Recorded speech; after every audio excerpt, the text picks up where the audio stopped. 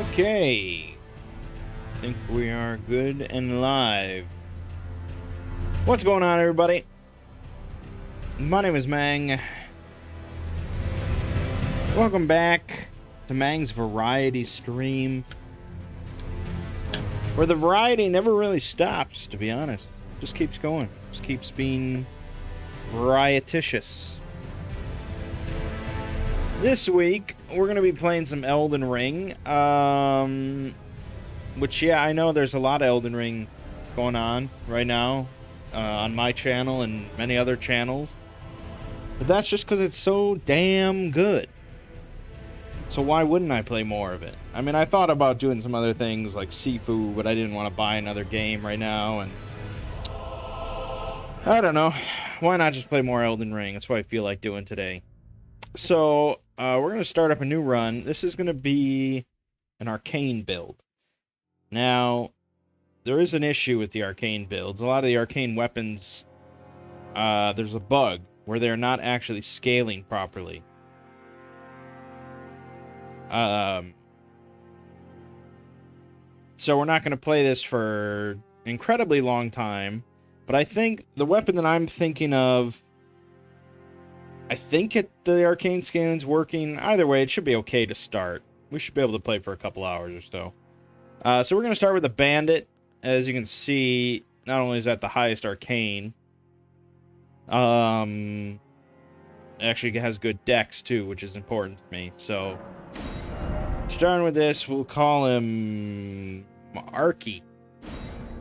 And we'll take probably Golden Seed. Just be done with it. So, I mean, if you still have yet to start Elden Ring, there's gonna be spoilers for the first couple hours, but I can't imagine if you're that anxious, I don't know what the word is. If you're that anal about spoilers and you haven't started yet, I don't know why you would have clicked on this stream in the first place.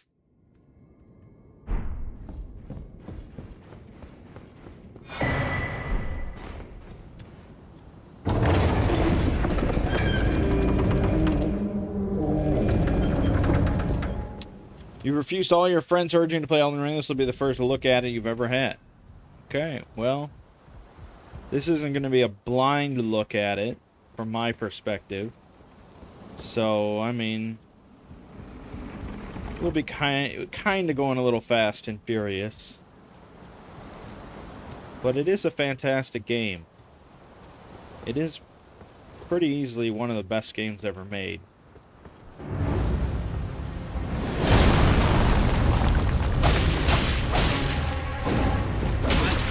Yep, that's about what I figured. Yeah, alright. Just, you know, I should have just ran off a cliff and saved myself some time there.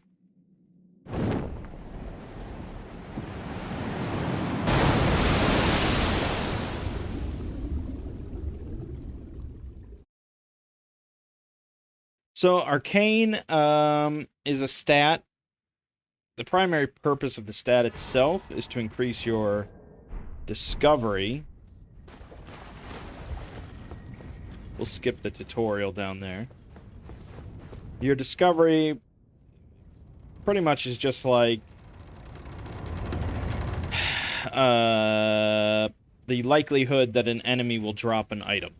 So the higher your discovery, the more likely you're going to get an item off an enemy when you kill them. And a lot of enemies have a chance to drop quite a varied array of items.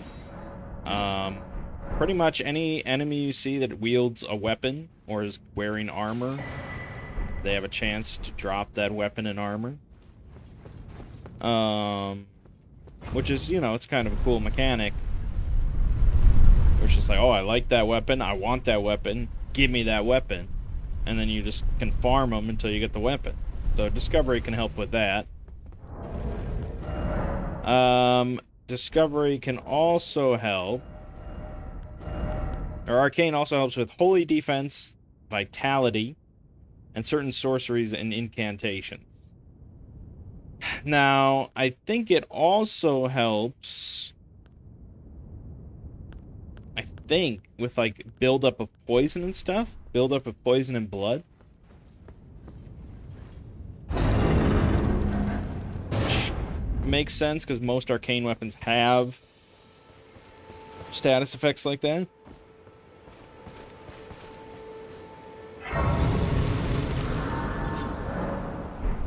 So we're just going to bum rush the earliest arcane weapon that I know of. Just a little bleeding dagger called Reduvia.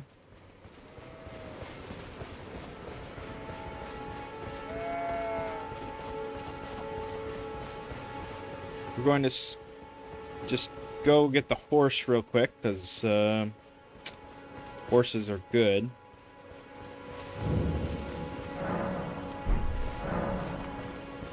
This isn't like speedrun strats or anything. I'm a little slow for that.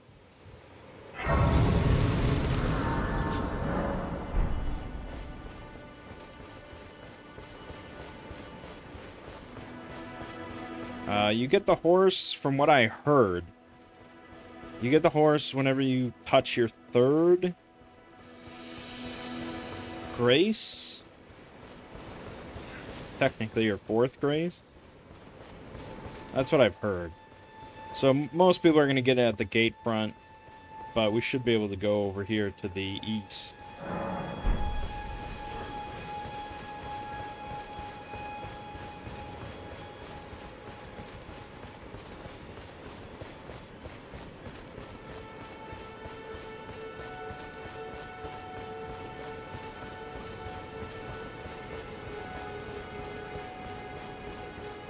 I saw Linus Tech Tips, they released a video about the new Alienware monitor. It's an OLED.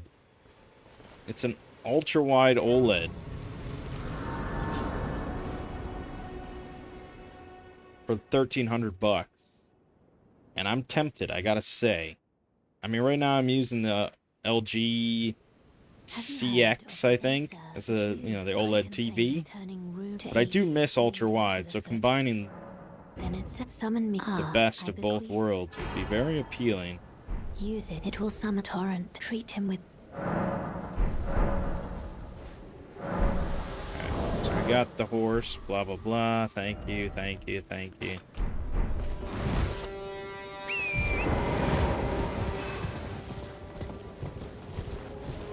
So fortunately, pretty easy to get this dagger.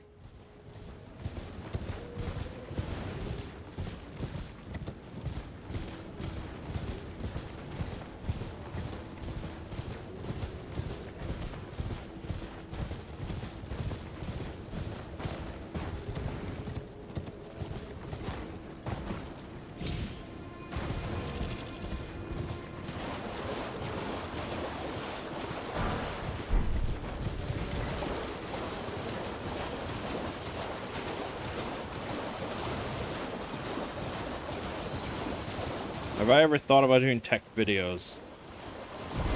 Yes, actually, I have. I'm not going to, but I have.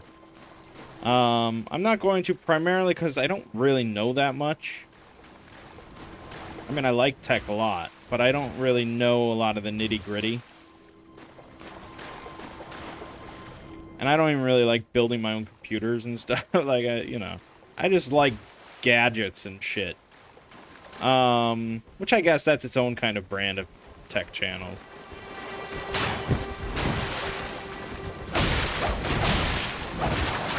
Alright, so we have to kill this guy. It's pretty tough for us. But we're gonna get this other phantom to help us out. Bloody finger. The end is nigh. So we just need to... Fuck! We need to just stay alive. So, yeah, I mean, I guess I could do... Yeah, it's like a whole thing. I mean, really, once you get into that, it's like, that, you know, that's a whole thing. That's not just like, well, I'm going to dip my toes into tech videos. I'd have to set up like a whole channel just for tech.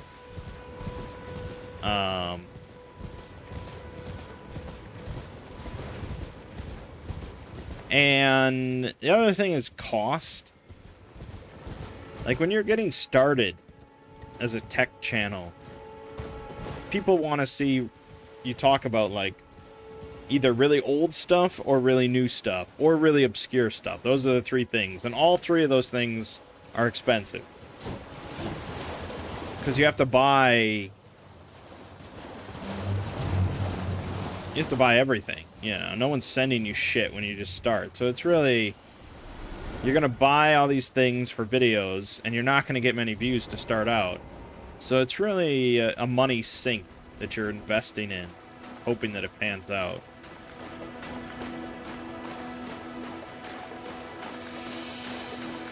I did have, I think it was Ben Q. I think they emailed me at one point to... I mean, it could have just been spam or something. I don't know. I never responded, but they asked if I wanted to review this, like, monitor lamp.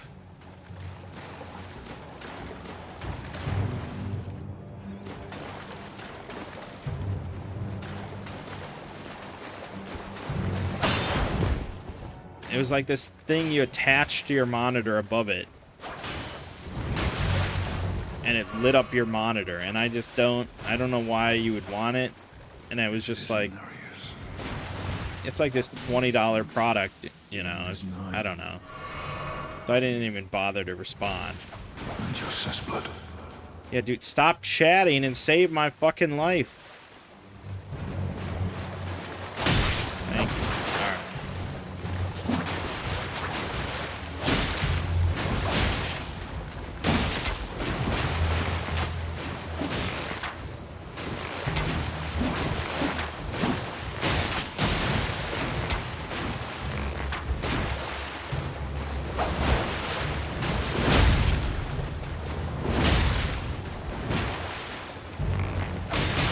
Actually, I should try and get into backstab while I'm here. Makes more sense. Shit.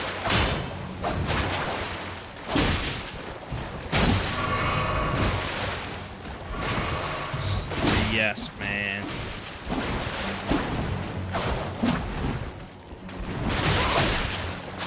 Fuck. As soon as I hit him, he turned. Thank you. There we go.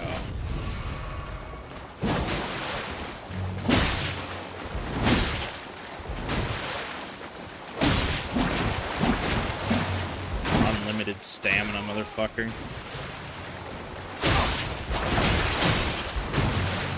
No, he hit you last. Don't touch me. There you go. Oh! Working together. There we go. Alright, Reduvia. There you go. So Reduvia... It's another dagger. Scales with strength, dex, arcane, and we just have enough dex to use it right off the bat. Causes blood loss, and it's got a cool special ability. So it's all good.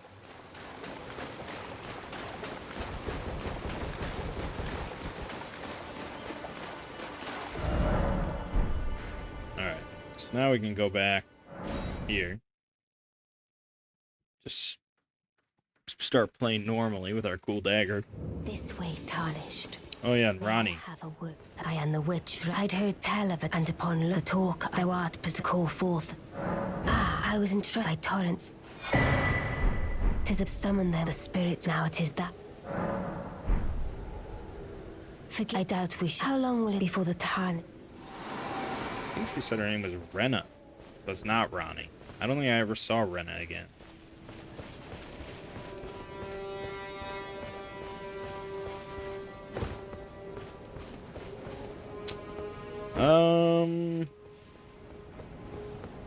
Yeah, I guess now it's a matter of, like, what do I want to accomplish? I guess just leveling up, really. Putting a lot of points into Arcane.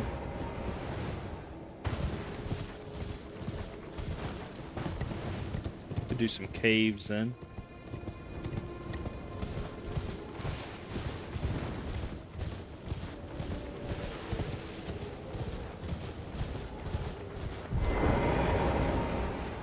Yeah, it's funny because like tech videos are pretty much all I watch, really. Of like YouTubers that put out new content. I mean, I watch a couple other things like Donkey and Steve 1989, Lobos on occasion, but mostly it's just tech.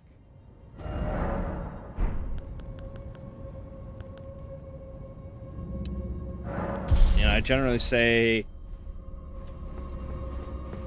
that I only watch videos that I would never make myself. Howdy. Hey now. Yeah, that damage is not spectacular. But the it's all about the backstab. And these enemies can't bleed, so that is a factor.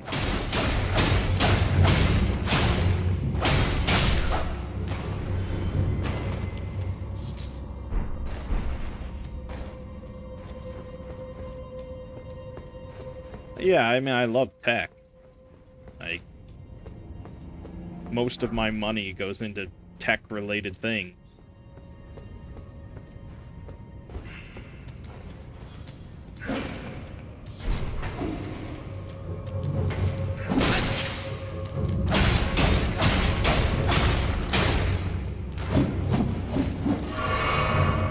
But enjoying it and making YouTube videos on it, a different matter. I mean, most normal people, if they like something, their thought isn't, I'm gonna make a YouTube channel about it. I guess the difference is I could. I mean, I have all this, not all the skills, but many of the skills necessary to make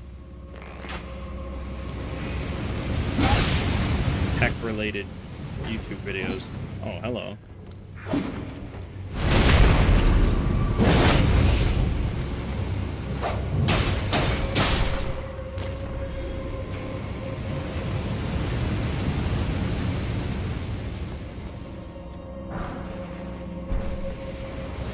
Yeah, if I did ever, it wouldn't be like...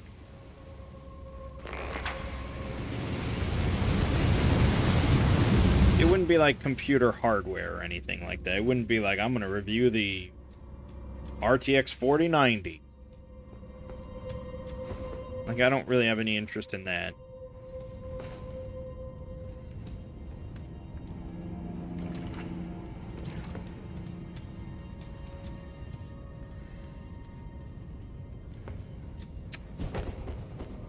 Because to me, it's just like, yeah, it's good. I'll, you know, if someone else says it's good, I'll buy it. That's the end of the discussion. It's not like, not a very interesting thing to discuss.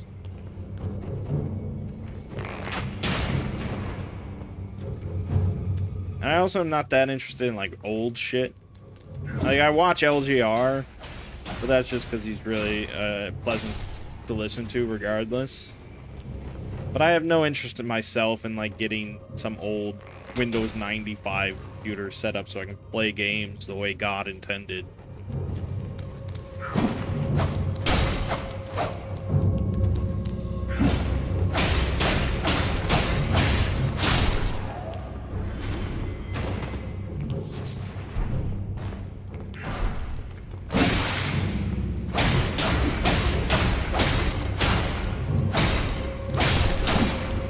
So I don't really know. I mean, I don't...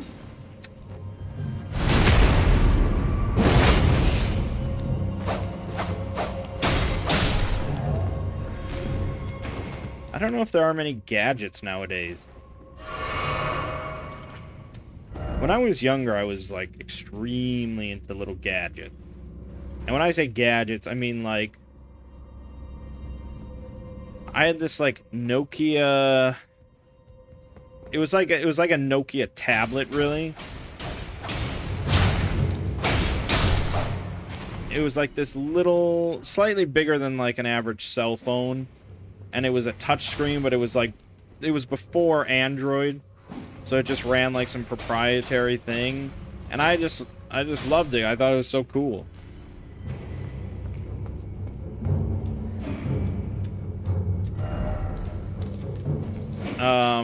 I also had, I think it was called, I don't remember what it was called. It was a product put out or like branded by MSN, and it was like this set-top box that you hooked up to your television, and it gave you access to a web browser and stuff.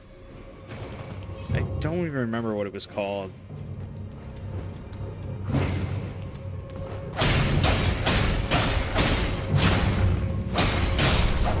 And like, I had no real need for it.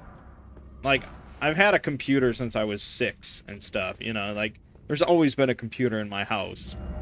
There was no need for this little TV web browser thing with this massive keyboard. Web TV, I think that was it. Yeah. And it had like a wireless keyboard with it. And the web browser, I mean, was like clunky as hell. I don't even know if it supported Flash or anything. Like, it was really not a great experience, but I just loved gadgets like that so much as a kid. And nowadays, I just don't know. I don't know. Either they still exist and I just don't know or don't care, or they don't really exist anymore, because why would you buy something like web TV?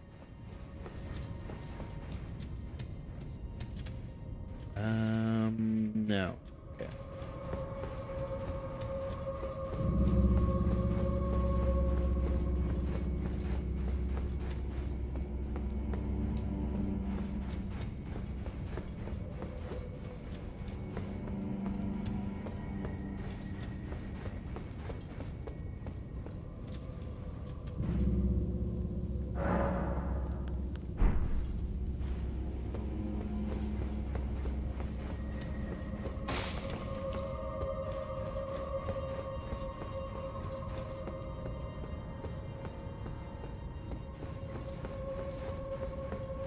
Yeah, it was a peculiar little device, that web TV.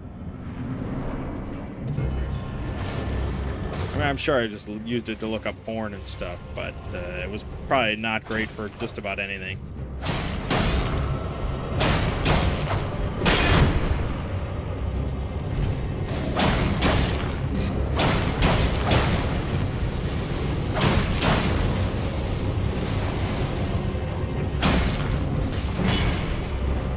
Thought it was geared towards older folks who wanted a simplified internet gizmo. That's exactly what it was geared towards.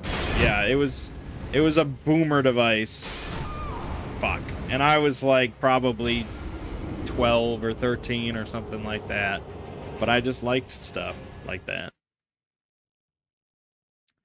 And I was not tech averse, you know. I was not, like I said, I had no need for something like that. I remember getting like an original Xbox and modding it and putting Linux on it, and I thought it was so cool because I had like this, I think it was Trillion. I want to say it was Trillion, which was a messaging program that combined like all sorts of different messengers into one. Like, can combine AIM and MSN and things like that. But then on the Linux client, you could have it set up so that the display was like command line. So it had like no UI, it was all command line stuff. And I thought it was just the most badass thing ever when I was messaging people on AIM through like a command line.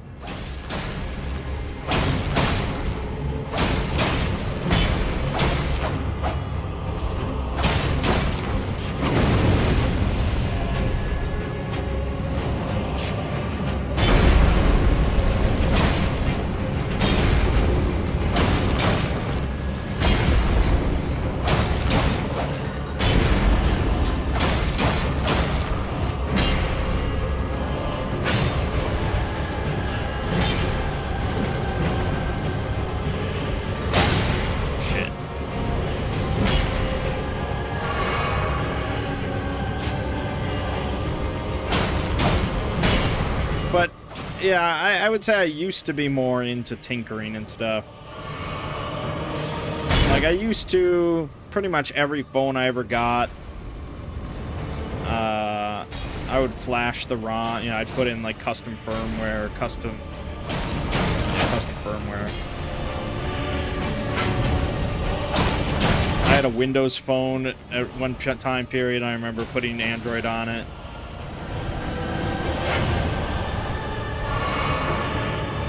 Nowadays, it's just like, I used to reformat my computer every month just to make sure it was just as clean as possible. Oh, that's bullshit. And now it's like, I really have to force myself if I ever need to reformat because it's such a hassle. I guess I used to do a lot of things when I was younger I don't do anymore because I'm lazy. I remember rearranging my bedroom, like all the furniture, pretty much on a monthly basis. And I did some, like, really weird formations.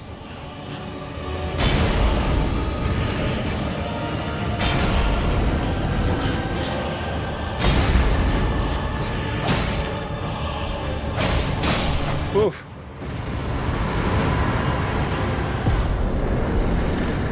That was a tricky one without the bleed. Remember knowing a kid who had a side hustle modding and installing hard drives and Xboxes. Yeah, that was me. That was me in high school. It wasn't even a hustle. I didn't charge people. I should have, but you know. Maybe I just wanted to be popular. But yeah, I had modded my Xbox. And I had put,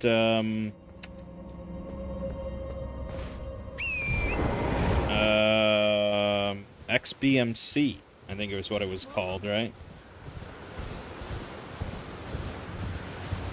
Whatever was before Plex. I think it was XBMC. Well, I think it stood for Xbox Media Center. But it was basically Plex. But a little bit more... Plex nowadays, I don't think you can really change the UI at all.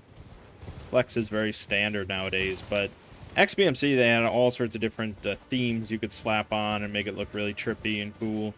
So I had XBMC on there, and I actually, for a speech class, one of our speeches we had to give, we had to just come up with our own topic and deliver a speech about it. And so the topic that I picked was basically just showing off my modded Xbox. It wasn't how to mod the Xbox or anything. It was just showing off the XBMC and the different media capabilities. I think I showed how you could just load into Xbox games. I probably showed off emulation on there as well. And I had recorded all the footage because I think I had an HD PVR at that point to record Call of Duty.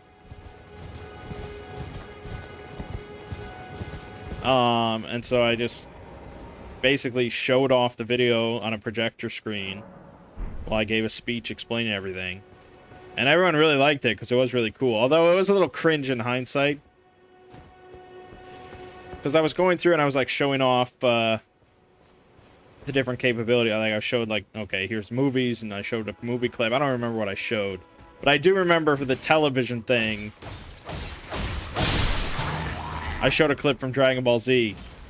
Like my favorite part of Dragon Ball Z.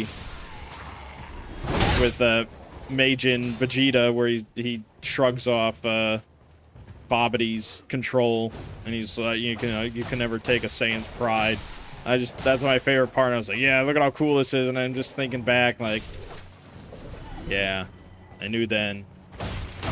Never having a girlfriend in high school.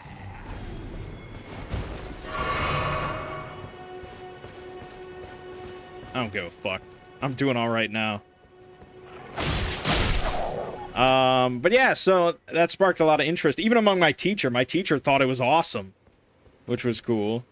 And so then people have started being like, oh, can you mod my Xbox? I'm like, all right, sure. Because it wasn't easy. It wasn't something that anyone could just be like, yep, I'm going to go to my Xbox at home and I'm going to just mod it. You know, you had to have actually specific hardware. I don't know if they ever simplified it. This is just how it was when I was in high school. You had to have an action replay. So I had to buy that. Which was just this little dongle that plugged into controller. And that lets you plug in a USB thumb drive. Because the USB thumb drive, you would have all your action replay codes on it or whatever. And so then the game could just read that through the dongle. But that allowed you to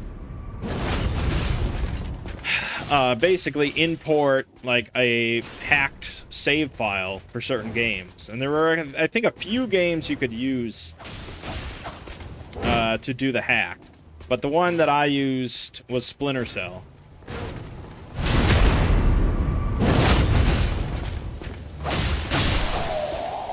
So you'd have the hacked save on the thumb drive. You'd plug in the action replay.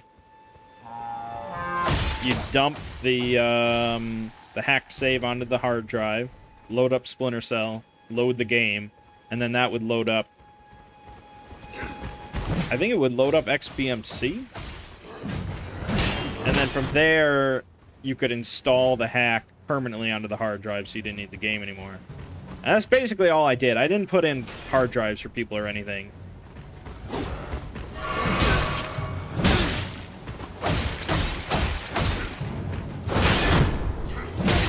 Yeah. Oh my god, I died. You had one of those. You just spend tons of time typing codes into mod. Yeah, I don't think I ever actually used action replay to hack, like to cheat. I only purchased it to hack the Xbox, and that was it.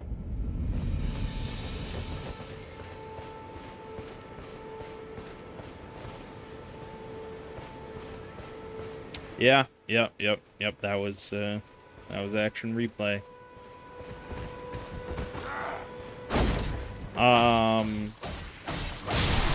But yeah, I first learned about that from Kevin Rose on the screensavers on G4. I'm sure he only talked about it once. I don't know how much reruns there were, but I just happened to catch him talking about it. And I was like, I gotta do this. This sounds awesome. I mean, even back then, it was like, yeah, you could just buy, like, a little computer. Like, you could buy a Nook or something like that, and you could just have, like, a little, media PC. But for me, it was like, well, I'm just a kid. I'm not gonna buy a media PC just to watch television on when I have a perfectly good Xbox here. And, yeah, that's pretty much all I use to watch media. I think once I hacked my Xbox, I basically never watched cable television ever again.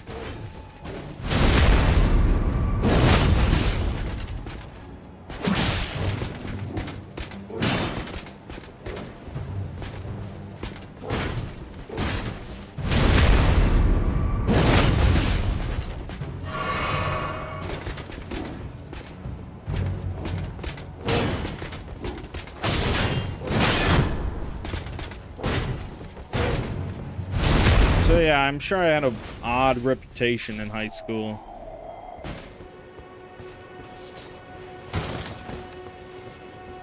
I was the fat kid who could mod your Xbox, but could also break a bunch of bricks during the talent show. So I had a black belt. I'm sure people didn't know what the fuck to make of me. That's okay. People nowadays don't know what to make of me. But yeah, so, you know, back then I was just all about tinkering and trying different gizmos and gadgets, blah, blah, blah. I did dabble in programming. I don't know if that was in high school. That might have been, like, 8th grade. I started learning BASIC. Because it was just like, well, I'm a nerd. I like computers.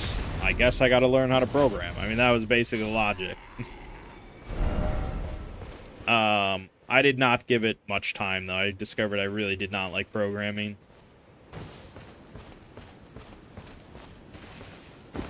I think you have to like math to a certain degree.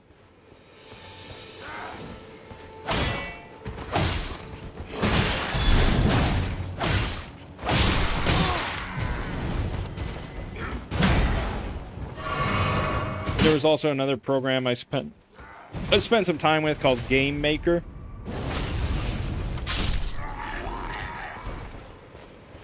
I don't know if it used BASIC or something else. I'm not exactly sure, but basically it obfuscated all of the actual coding and simplified it down into like much more basic, like more basic than basic.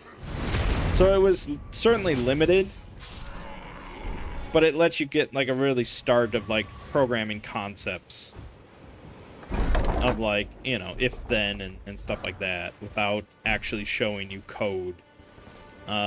You could start to learn coding from there and put it in normally, but it added like, you know, if you want something to move up on the screen, just put in this little snippet and it'll start moving up the screen, you know, things like that. So I spent a good amount of time with that.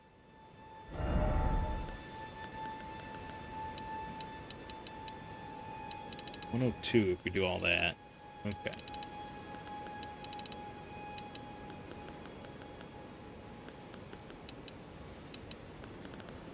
I think for an arcane build, you'd also probably want to get into intelligence faith. On the level of RPG Maker or more complex. I've never actually played RPG Maker, but I would say more complex. Because you could make, theoretically, like any kind of 2D game. Like, it lets you make your own sprites and import your own sprites and things like that. And you could make platformers, you could make vertical shooters. I think I made Centipede. Like, it offered quite a bit of flexibility in that respect.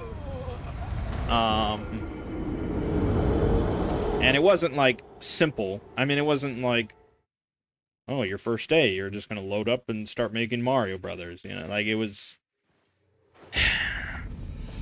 definitely more involved with that. I wonder if I can find that again. It would be kind of a trip. Installed a trip to go back to that. It's not worth it.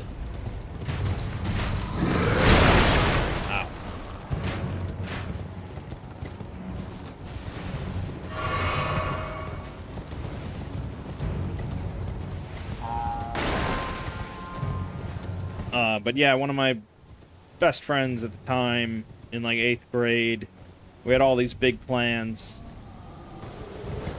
of making our own video game studio, of course. And I don't remember how we were divvying up the work. I thought he was actually going to be the programmer.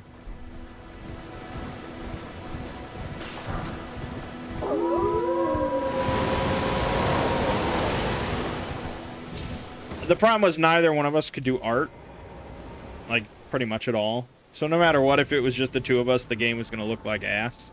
But I was going to be in charge of the writing, for sure.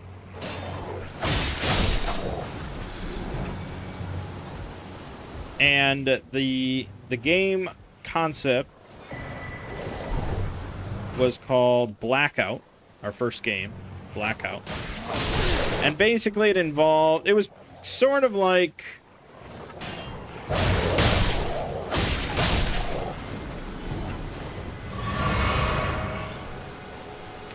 Red Dawn, I guess. A little bit. Only to have it, you know, it's quite a... Basically, it involved, like, the Chinese military wiping out the electrical grid of the United States during an invasion. And so you as like some special forces, or he might know, because my friend was a huge fan of Max Payne. I think that was out at the time. So it was more of like this like hard-boiled private eye or something like that got caught up in all this. And before long, he's, you know, wielding like some big machine gun. So fending off the Chinese military while investigating this blackout that they have initiated. And then I think we decided, well, you know, that's not interesting enough, because he was also a huge fan of Half-Life. So it's like, all right, we got to bring in like aliens to the mix. So I think the twist was going to be like partway through you realize that the Chinese military was not responsible for the blackout or something like that. It was actually like this like extra dimensional portal has opened. I mean, it was like, we were 13, so it's typical 13-year-old nonsense. But that was our big plan. He still brings it up sometime, that we never got around to making Blackout.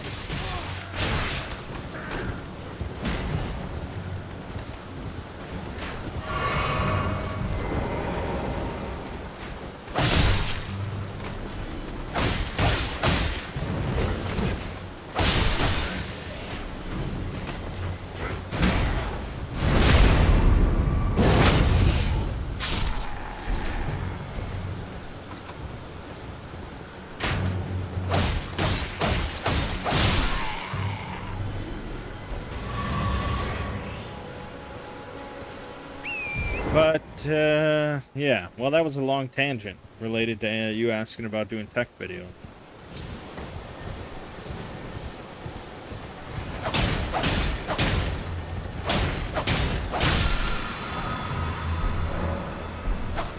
Overall, I'm not overly impressed with Reduvia.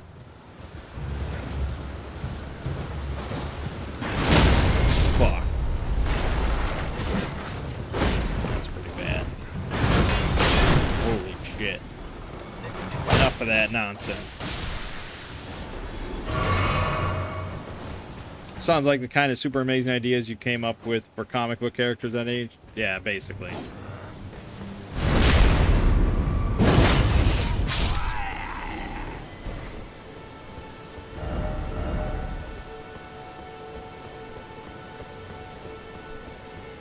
I'm kind of glad that I didn't play like Dungeons and Dragons at that point, because I'm sure it would have just been horrendously cringe.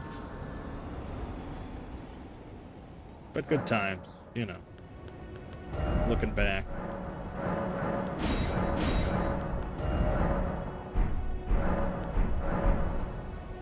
Well, let's give Margit a try. That's a fun boss, right?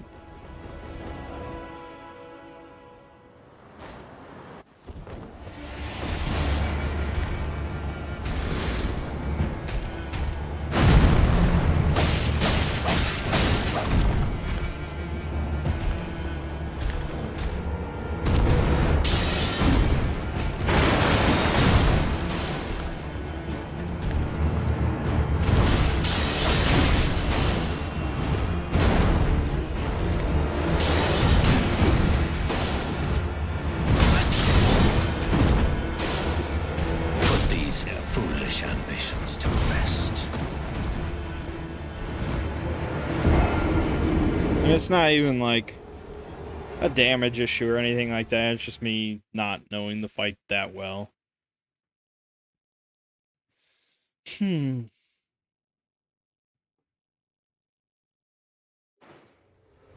to think of like what's the best way to build on this character. Let me just see.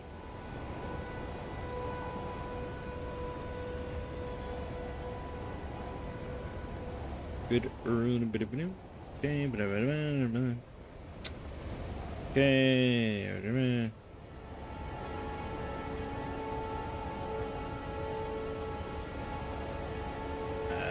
Okay.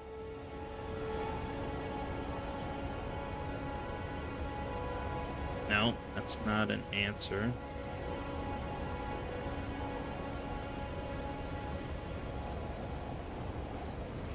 Blood is what we want. Bloody slash.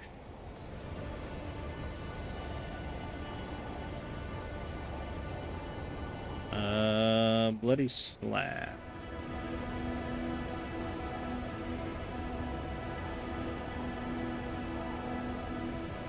Fort Pike.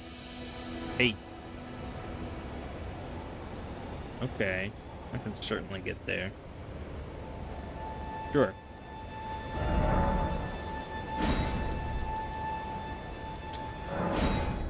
Your greatest achievement related to D&D was walking in on a game of it at a friend's house and immediately knowing who made a Night Elf Ranger.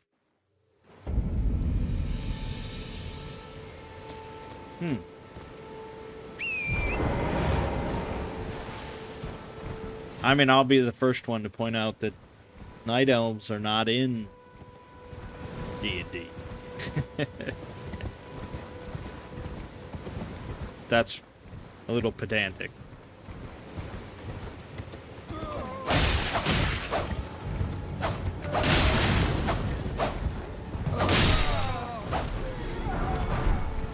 I'm trying to think if I've ever played an elf.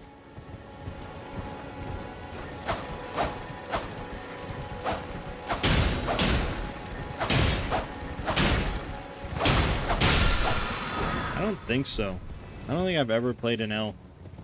I have no interest in that.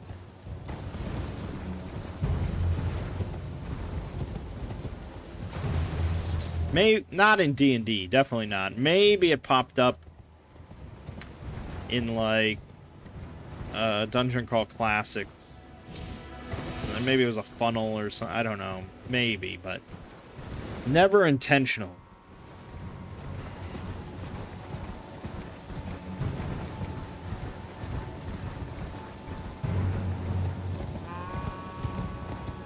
The archetype, yeah. No, I mean it's a disgusting archetype.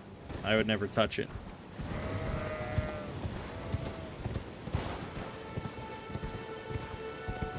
Okay, we need to get over to that castle. That's our destination. Figuring out the best way down.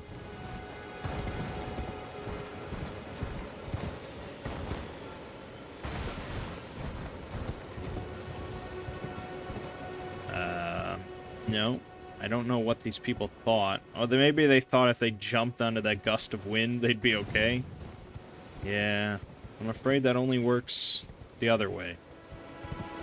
Okay, no, no.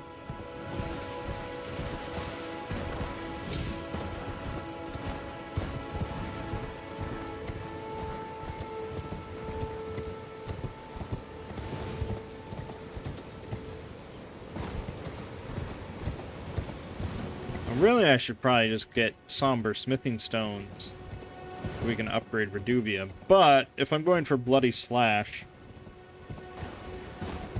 then we'll just want to upgrade a normal weapon.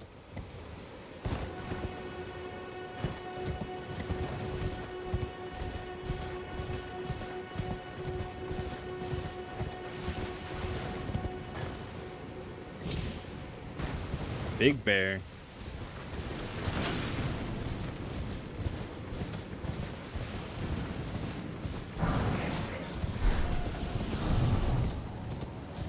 Yep, gotta love that horse. You don't have to give a shit about anything.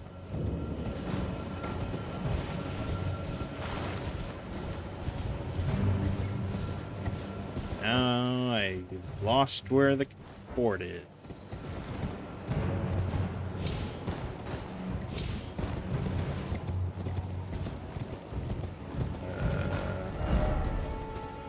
Yeah, we're good. We're good.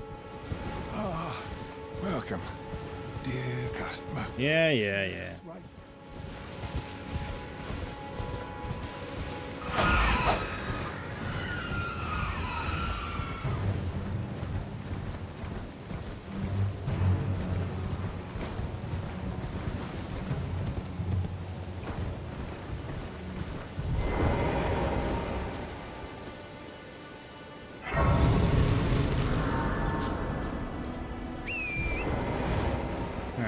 We gotta kill,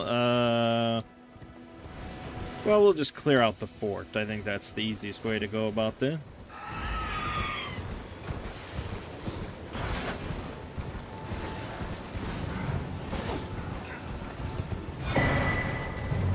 Now, the little gremlin dudes, they should be getting involved. Unless they can't make it up. There you go. Get in there. Get in there. We got this big dude.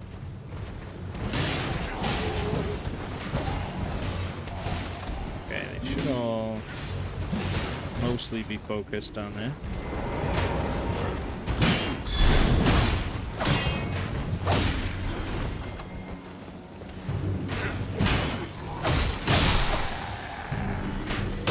Ah!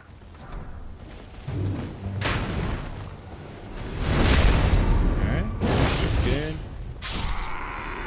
Good. Okay, well, they cleared out the little guys. A little trickier now.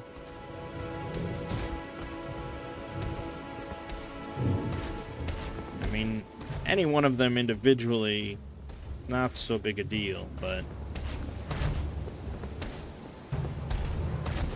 all together, troublesome, as I said.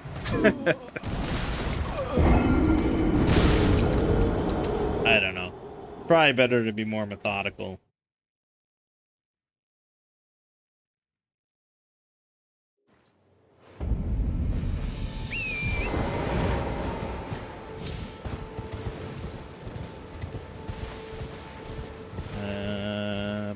Except for that ballista. That's the only thing that's worrisome about the methodical approach. Go up here. Alright,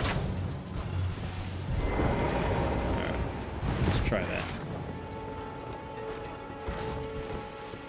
Let's dance.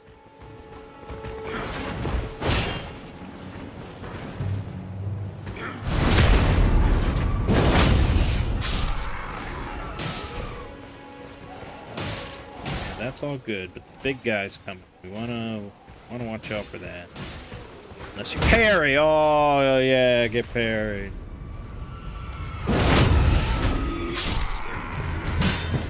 Yeah, a little much to ask for. I'm pushing it now. I don't parry often.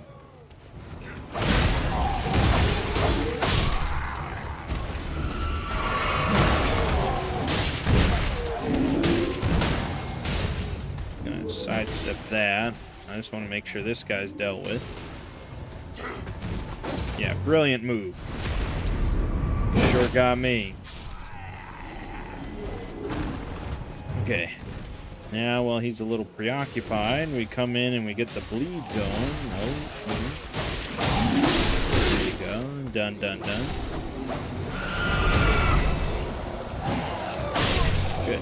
Cleared. Easy as pie.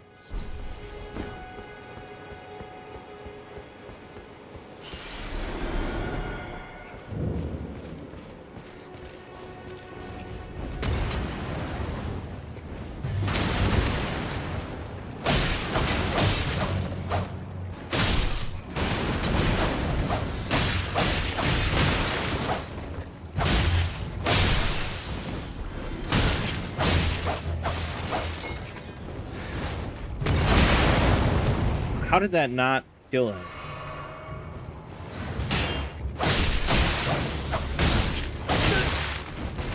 Nice.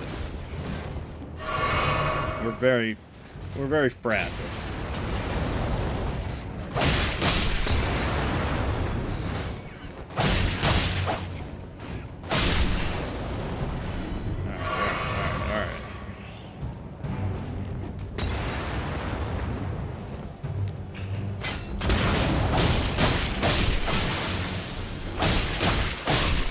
Good.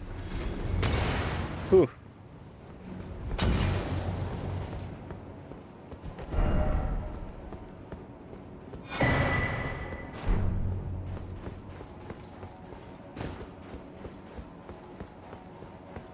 Alright.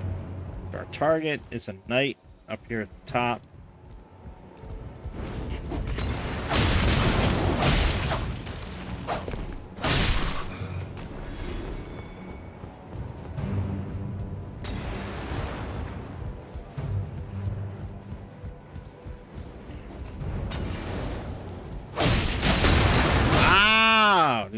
face full of fire pot.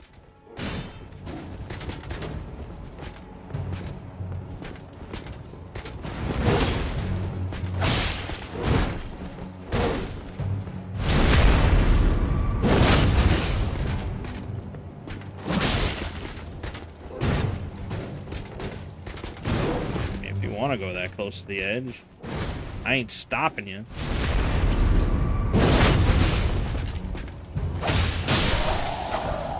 Bloody slash. There we go.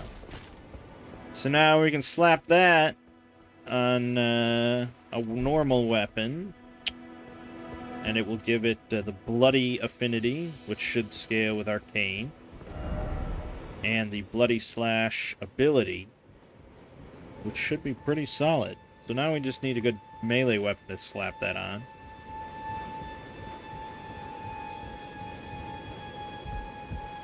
People recommend the Uchigatana, which, yeah, I could see that. I don't remember where that is. Luckily, it's not a one-time thing, so we could put it on the Great Knife. Although that's a little boring.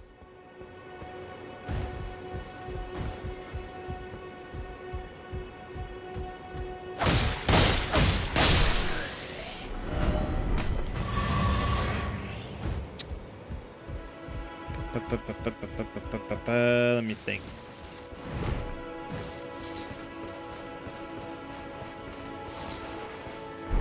Yeah, I don't know enough of item locations to really say, other than just like killing enemies over and over to get a drop. So let's just see if the Uchigatana is in a inoffensive location. Death-touched catacombs. Sounds worse than it is. Yeah, it's doable, I suppose.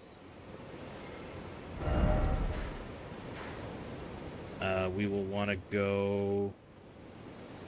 It's like right here. So I guess this is our best bet. How long have we been going on here? Easy to lose track of time with Elden Ring. Oh, wow, only an hour. Okay, we're good.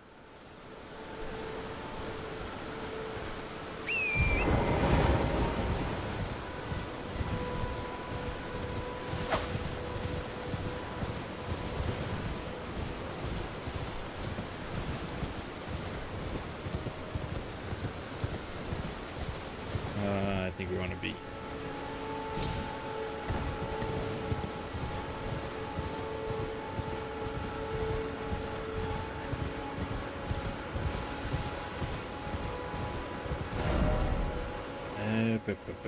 Keep going.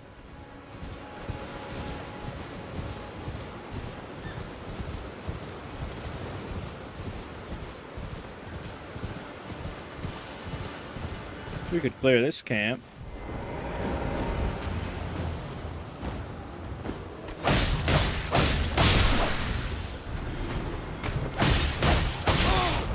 Ow.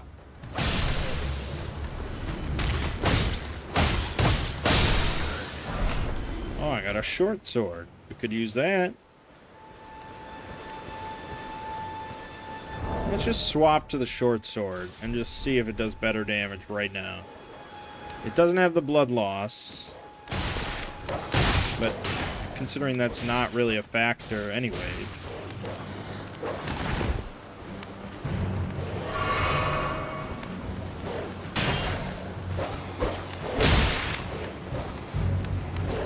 Fuck. Fuck. I hate dogs. God, I hate dogs. They're just so relentless.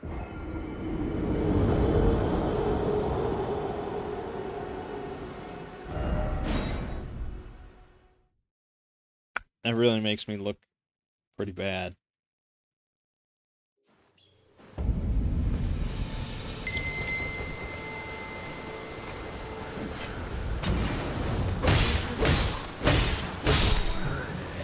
I don't know if it is better damage or not. I don't think so.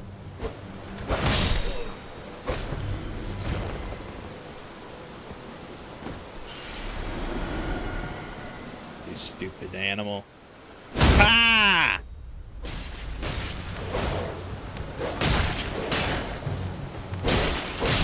Gotcha. What are you doing? No.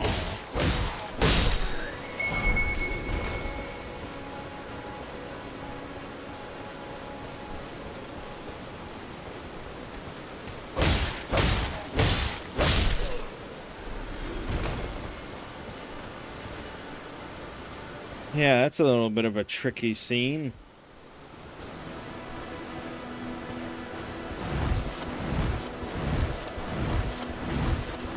Alright, his dogs just didn't give a shit. Works for me.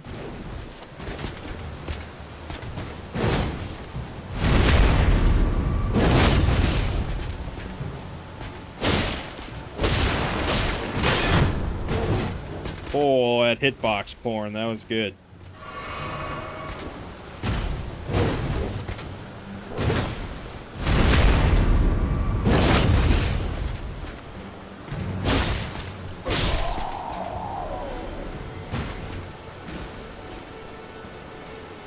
This is actually going to be harder. Okay, that was good.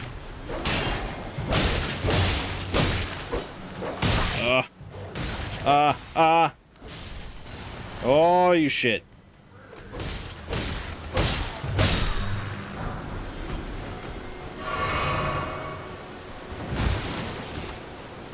Well, I don't know, Durden. I would recommend Elden Ring personally because, you know, I've been watching the HoloLive girls play it.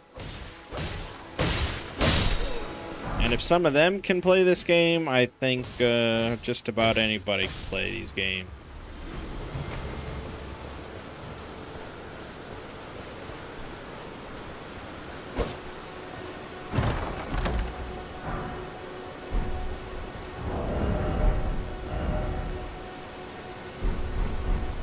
I mean, Ina is good, of course, but, like, yeah.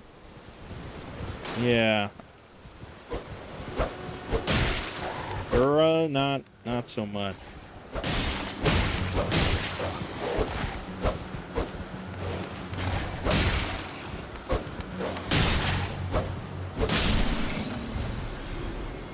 I don't think Coronet has played this yet.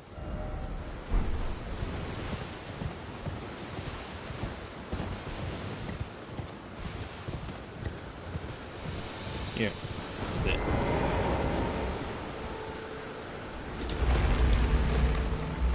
Difficulty that Souls-like are known for that put me off. This is definitely...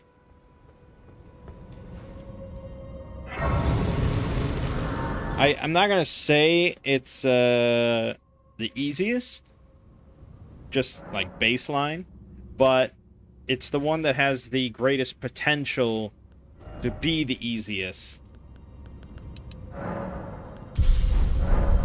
If that's what you want. Like, it has the greatest difficulty range of any Souls-like. If you want it to be balls in a vice hard, like nothing else before, you can do that.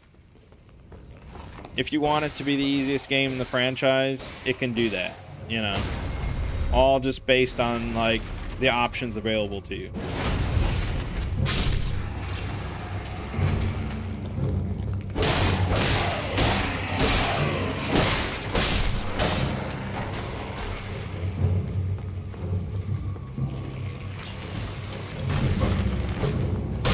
Did I not kill that? I don't think I killed that one. This is a terrible weapon for this, by the way.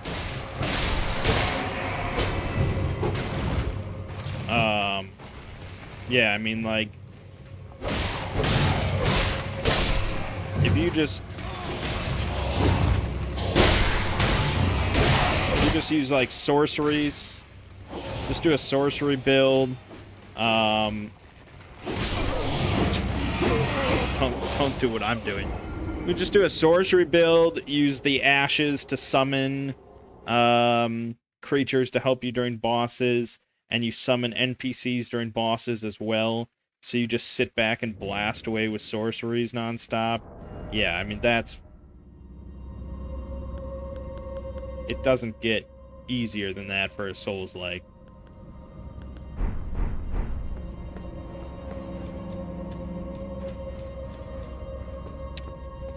Or just do all that, but do like a tank build with the giant great shield, a big sword, and not even give a fuck about rolling to dodge anything. Just wander in with all your NPC help and just slaughter it all. I mean, yeah. There's so many degrees of difficulty when you consider that. You were thinking of playing Breath of the Wild for the first time. Well, Breath of the Wild is absolutely fantastic as well. And I wouldn't mind doing another playthrough of that.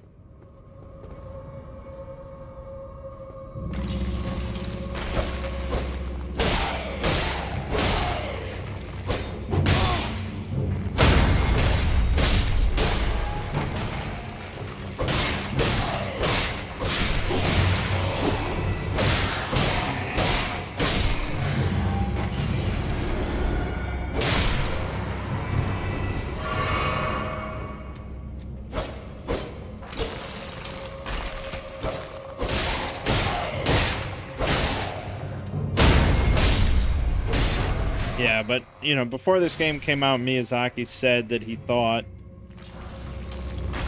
more people were going to be able to beat Elden Ring than any other game that he's made. And now I know that to be absolutely true.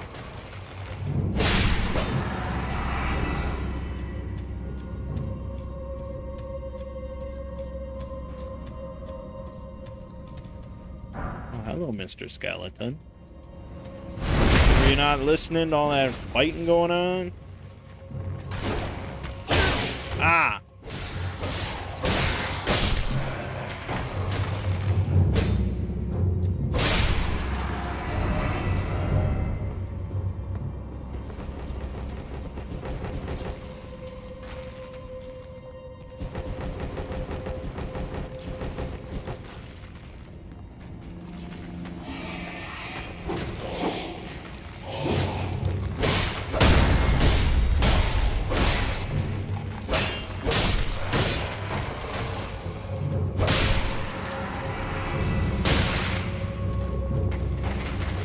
I mean, I would probably say this game's better than Breath of the Wild, but that is coming from a Souls fan, so, I mean, that the mileage may vary.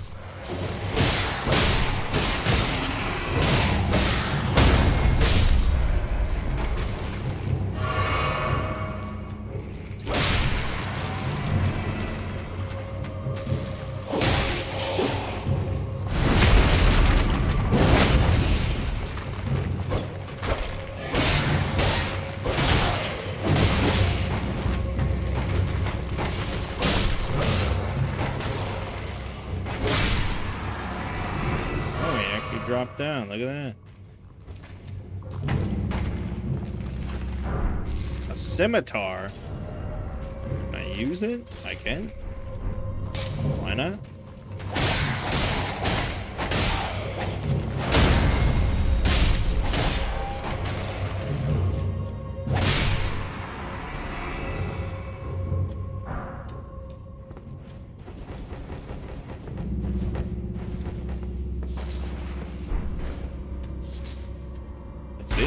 That guy was wielding a scimitar, and now I have a scimitar.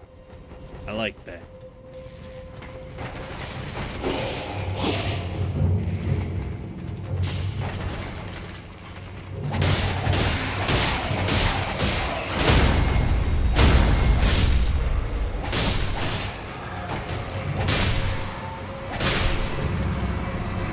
Good.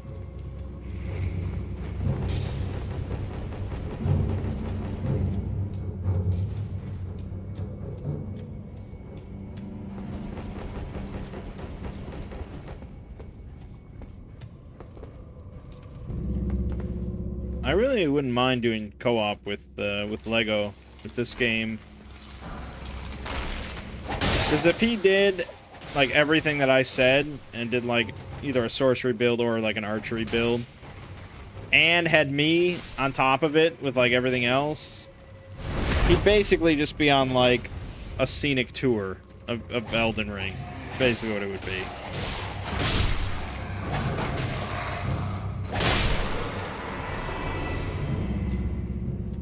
You really want to play Metroid Dread. Played too many Metroidvanias lately, and you worry you won't appreciate it. Yeah. I could see that. I could see that. Oh, damn it. I will say it's, for me, the best Metroid game since Super Metroid.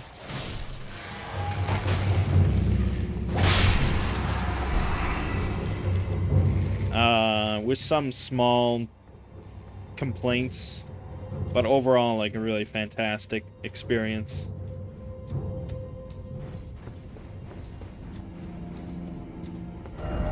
Like, if you enjoy any 2D Metroid, you will love it, is what I think. But, yeah, I mean, you always have to be in somewhat right mindset for a game.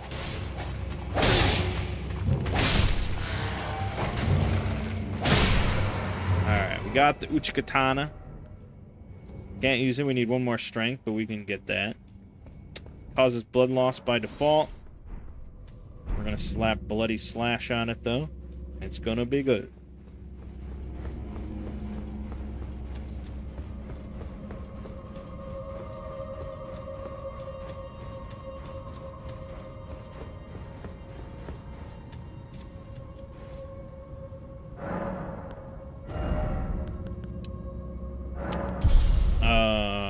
I need 2 more points of strength. Okay. And we can't use Ashes of War because we need...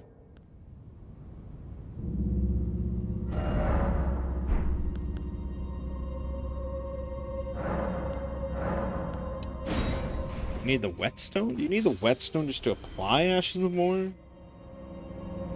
Or maybe, you need...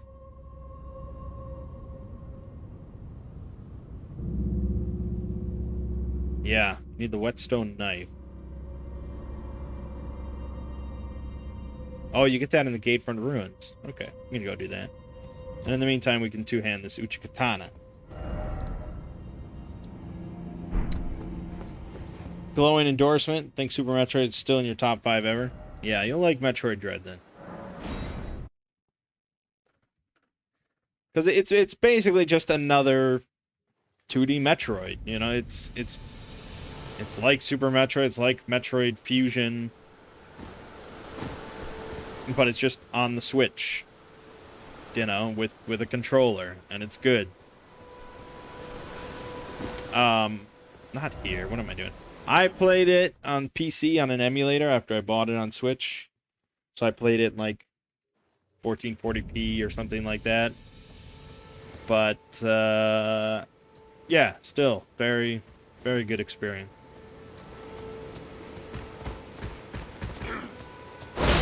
Ow!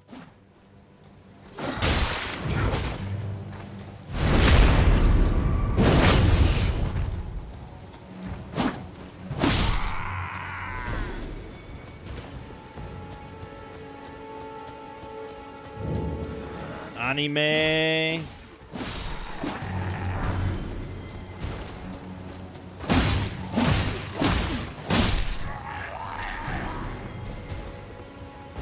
Our god in anime. Whoop.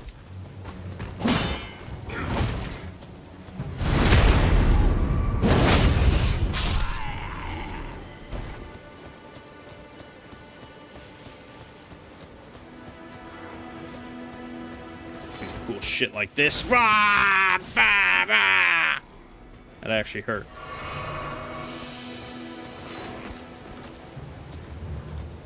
Come on. Come on. Miss! Oh, that's a shame.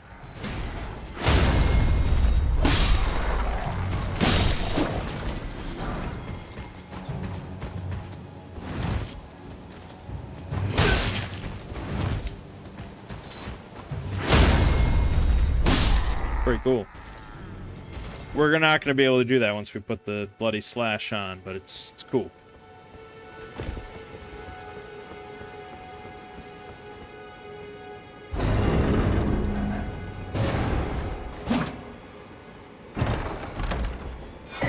Ashware Stormstomp, Whetstone Knight. Simple as that.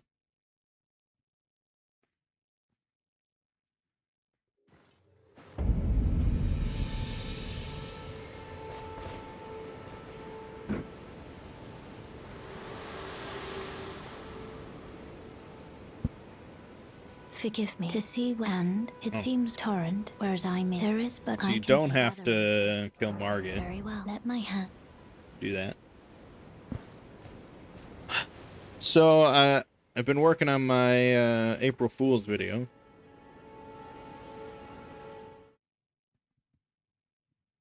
So I'm pleased to say there will be an April Fool's video.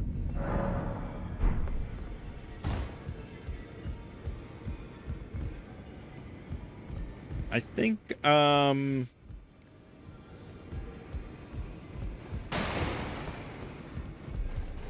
like to do April Fool's videos that no one ever expects.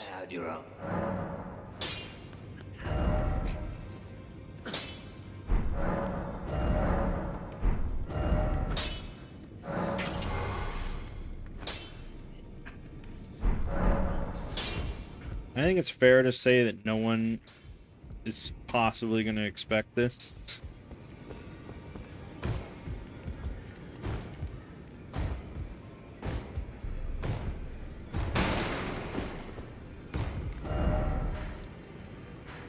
I am very undecided on whether or not it's good. But that's how I've always felt about all the April Fool's videos. I'll just say that it involves... it involves whispering. I'll say that. At least partially. I don't want to give anything away or anything, but it does involve me whispering for a little bit.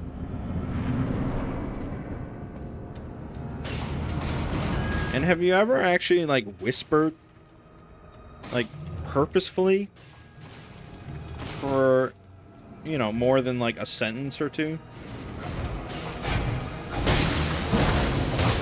Holy shit.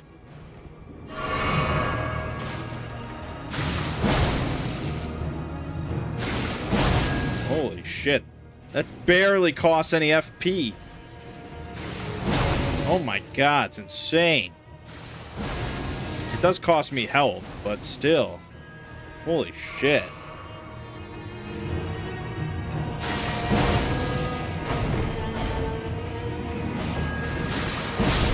Through the pillar, baby! Damn. That's pretty fucking good.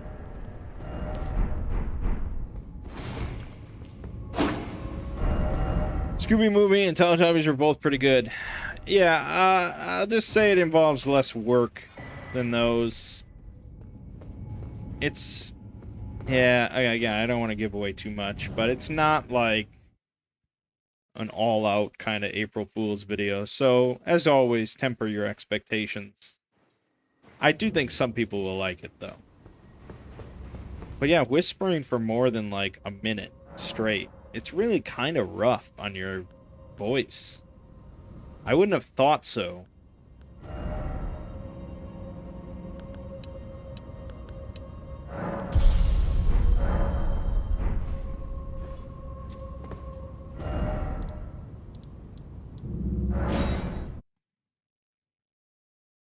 But it's not something I really want to do much in the future.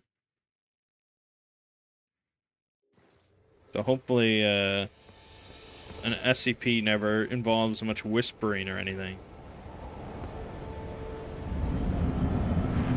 Another thing that I'm like I might do in the future at some point. Fuck.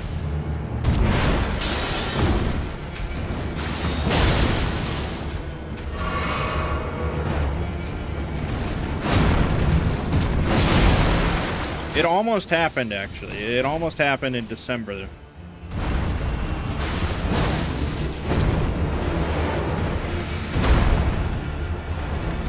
Oh, I was supposed to put that point into strength. I'm an idiot. Yeah, I'm an idiot. Back in December, when I was doing, like... Well, I was looking into, Christmas-related SCP stuff. And I found that DJ Cactus actually wrote a parody, an SCP parody of A Christmas Carol.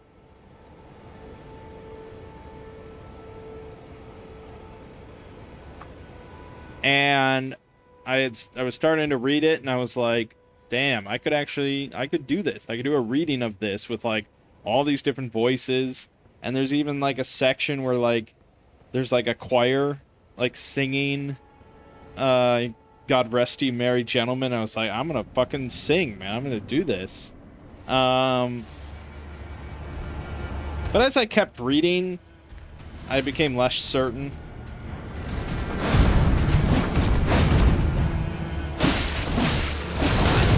It got pretty silly and kind of profane. Like, there's a lot of swearing in it. And that was before, or maybe, I don't know. I hadn't done, like, any swearing in any sort of exploring video. Because it seemed wrong, even though I'm not really, like, a family channel. And I never state at any point that,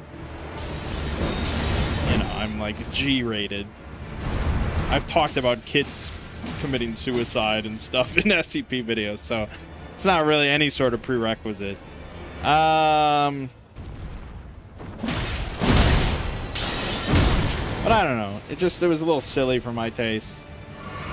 But I can assure you now that this April Fool's video is also silly and also involves a good chunk of swearing.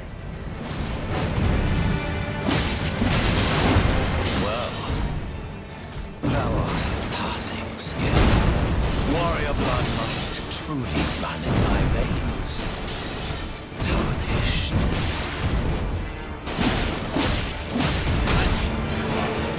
Put these foolish ambitions to rest.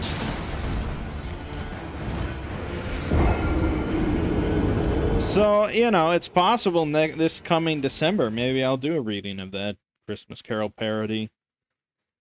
I'm going to put, like, a little disclaimer at the start of the April Fool's video saying that there is, like, profane language involved. Just in case anyone... I think some people probably do let their kids watch, or, you know... I don't know. I just feel better if I put it. I should upload that random episode of me reading 50 Shades of Grey that YouTube once suggested to you. Well, that was another idea that I had.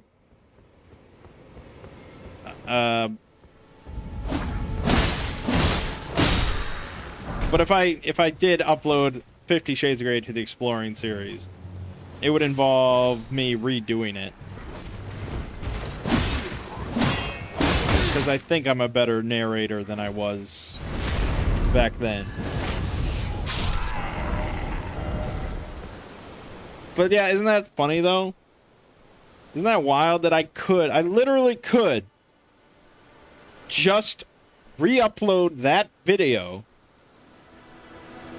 like one video of me reading chapter 1 of 50 Shades of Grey. I could literally just download it from my one channel, upload it to my other, put ads on it, and make a bunch of money off of it. I mean, that's wild shit.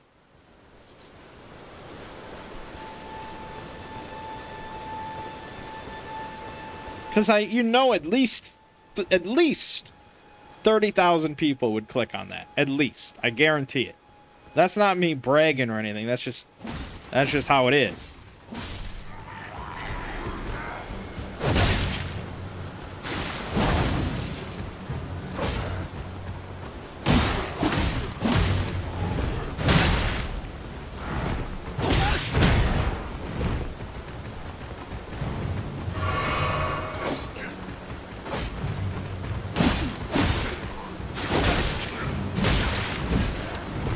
Useless without a shield.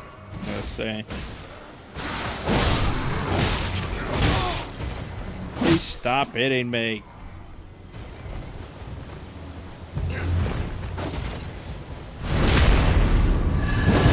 It'd be funny if I didn't redo it.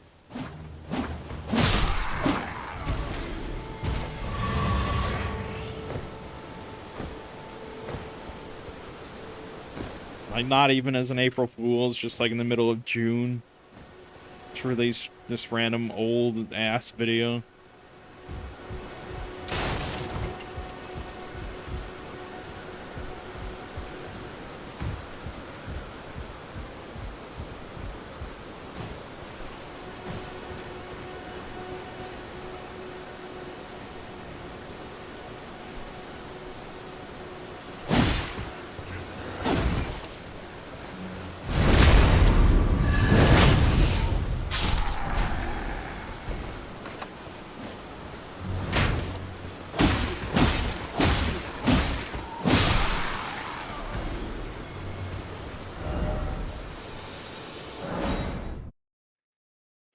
I don't know.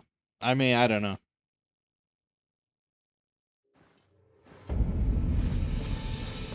I do think it is probably a funny idea to just, either way, whether I redo it or not, to have Chapter 1 of 50 Shades of Grey on there. I do think it works best as an April Fool's thing. But I guess, yeah, I don't know. If it's an April Fool's thing, then people know it's an April Fool's thing.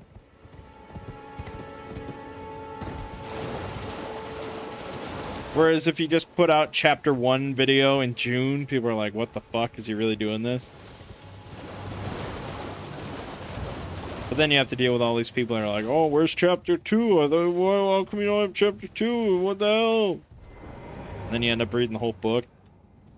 And then you get sued. I honestly don't think I would be legally allowed to put Chapter 1 on there. I don't think it's legally allowed without permission. Maybe I'm wrong, but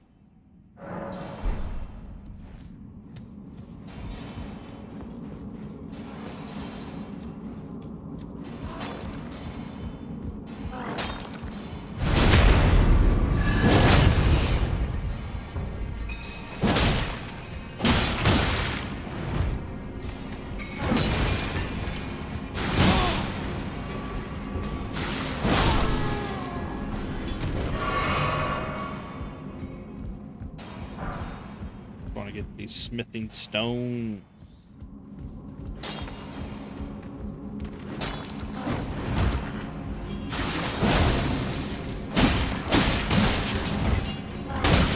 Shit.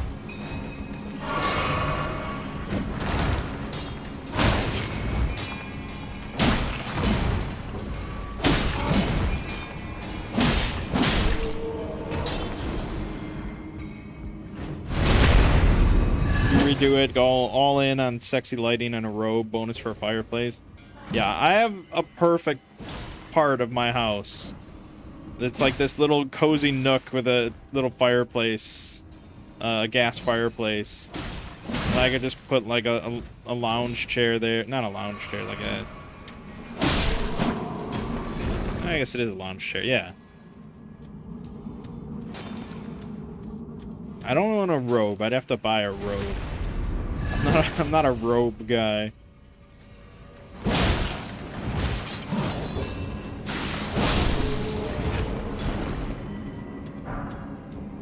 The only tricky part of that is actually doing the audio.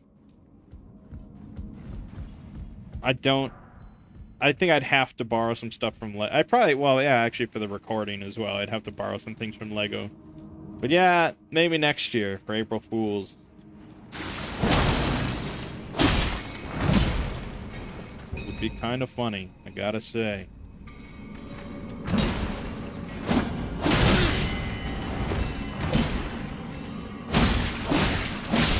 I just don't know if you'll ever see another, like, big scripted one.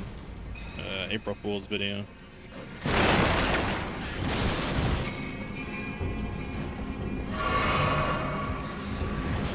think I'm a bit too lazy, a bit too worried about monetization, and probably a bit like self-conscious about my writing skills for that.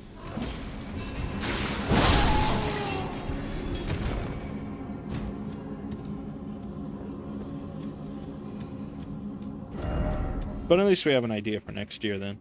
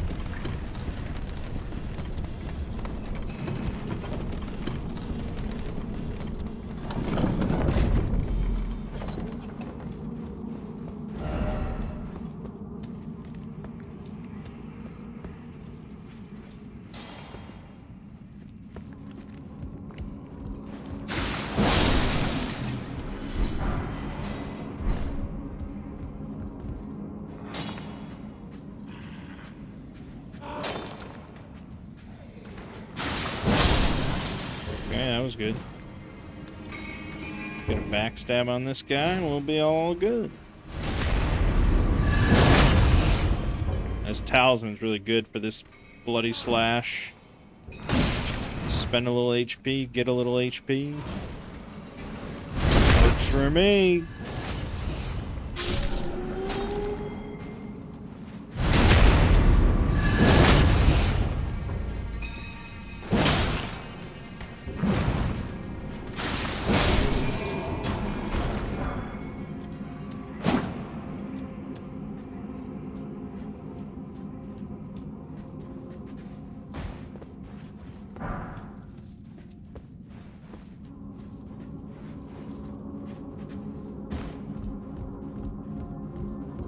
The other game I was thinking about doing tonight that I actually own was Risk of Rain 2.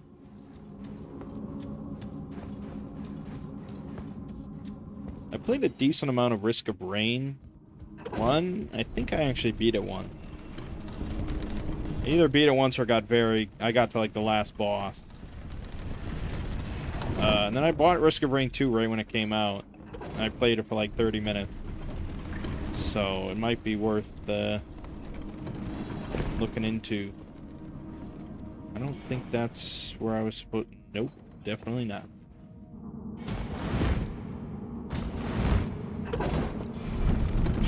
I just wasn't in a mood to like learn a new game right now.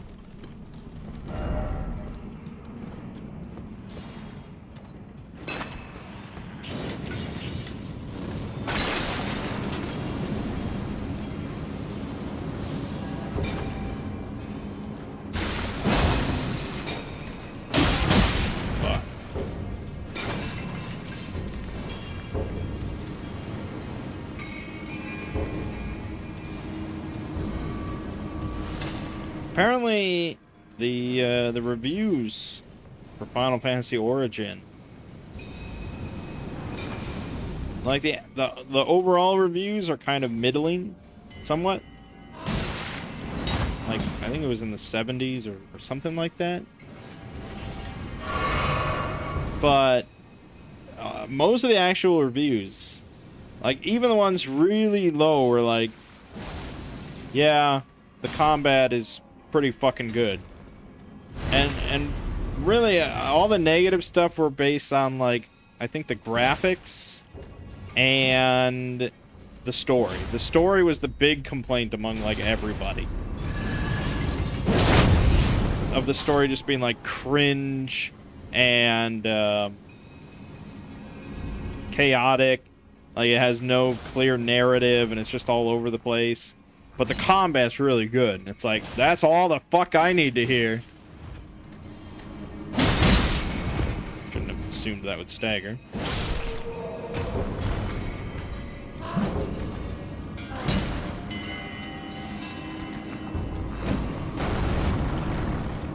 Need to get a backstab on. Nope.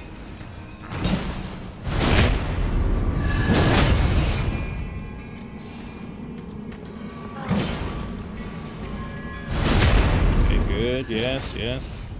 Get the health back. That's good. No, that's losing health. It's losing health, Mangg. There you go. Yes, get the health back. Good, good.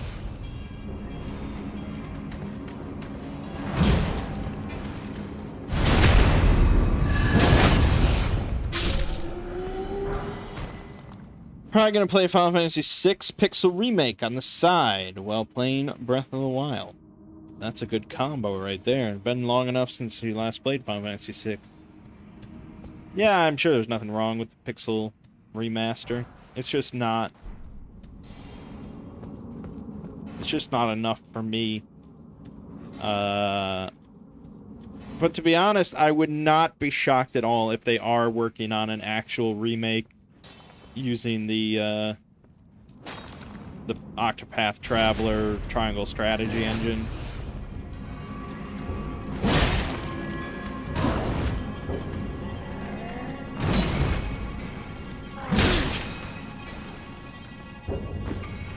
Because I have to imagine 6 is going to be the most profitable of the Pixel remasters. And I think they might just kind of gauge the success of that. Although, my concern would be it's like, you know, expecting all these people to buy the Pixel remaster and then buy a remake of it. I don't know. But I would buy the remaster. If they released it, I would buy the remaster.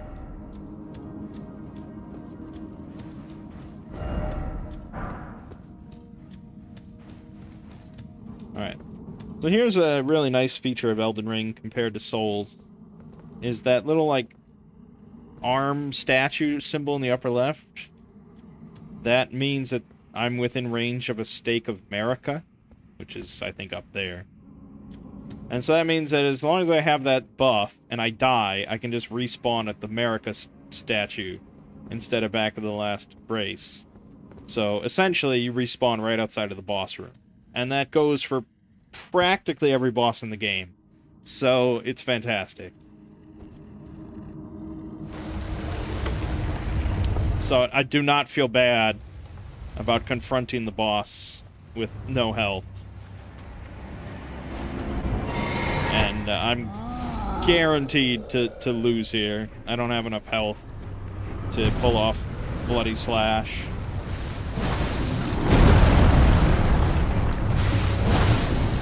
Good damage on Bloody Slash, though. Oh, shit.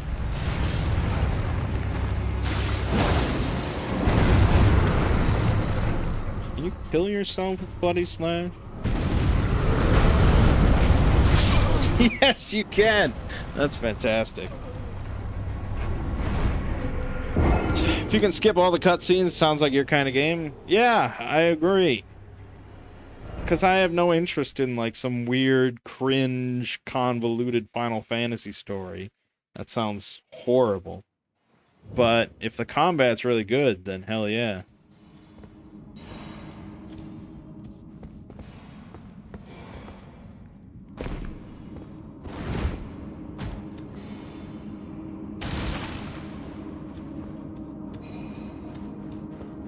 And I really haven't seen much footage of it. I think I watched a little clip, and...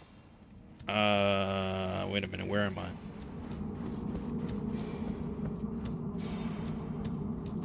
Oh, I think I was already up there.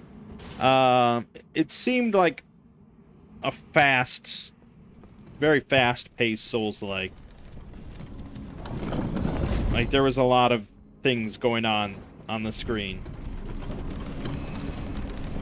But as long as it leans more towards Souls-like than, like Devil May Cry, then yes, I like that. No, this is where we start. Okay, where did I miss?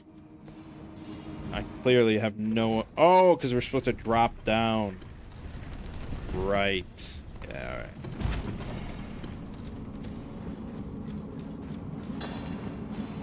We can just run past all this bullshit.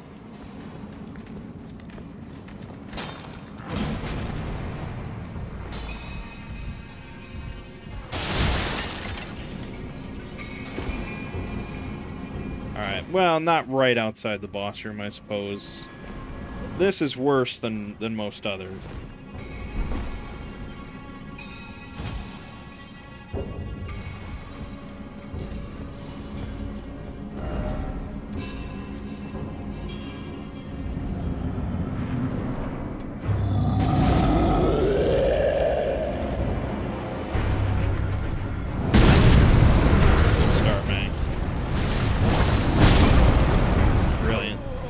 Brilliant, Mangg. It's really, really well done. I've never played Bayonetta. I will, though. I'm pretty sure it's on the best games of all time list. So I will finally do a little Bayonetta action. Oh, okay.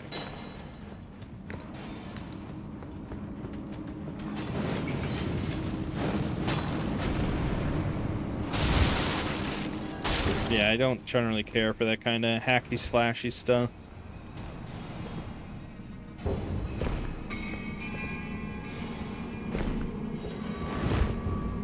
Even when I was younger and I liked God of War and stuff, I didn't really get into the combat.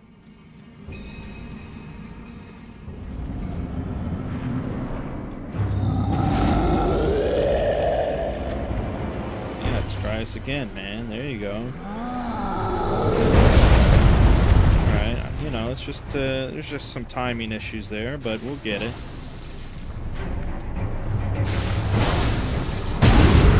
Okay, alright. Oh god, that's a weak flask. I need Sacred Tears. Fuck!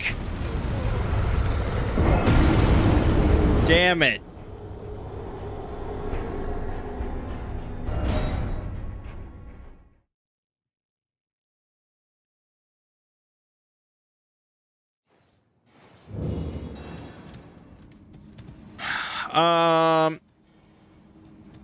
No, I don't count the latest God of War. The latest God of War I would almost pretty much classify as a Souls-like. But all the original God of Wars, 1, 2, 3, and the PSP one, those are all...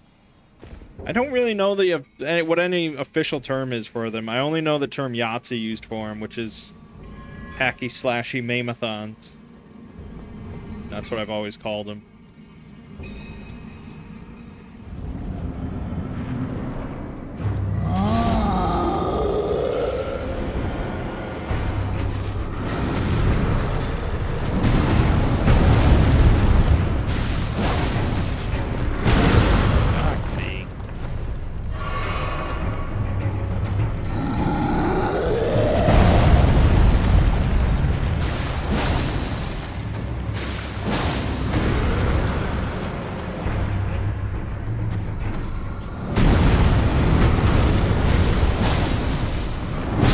Mangg, that's not the right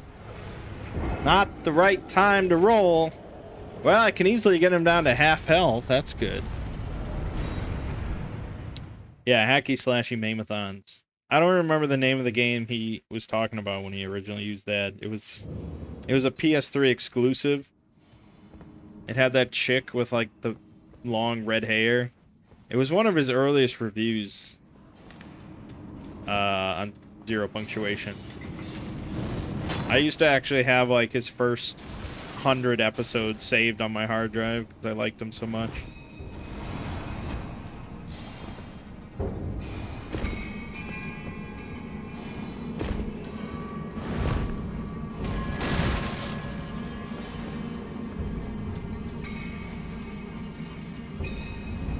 Back when he used like copyrighted music for his intros and outros. His outros, really.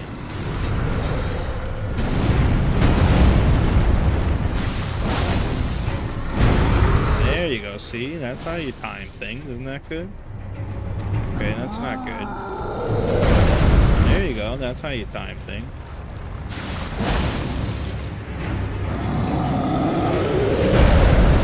Okay, good. Keep doing that. That's good.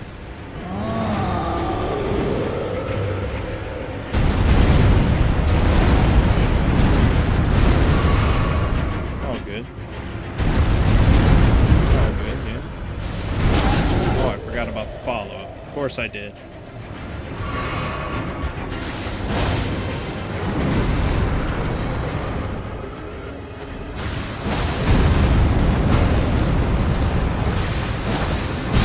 Damn it! Heavenly Sword. Yep, that's it. Fuck. I'm so fragile. Alright, well, hold on. We can probably put on some... I don't know why I'm making this guy like the hill I die on or anything. But we are.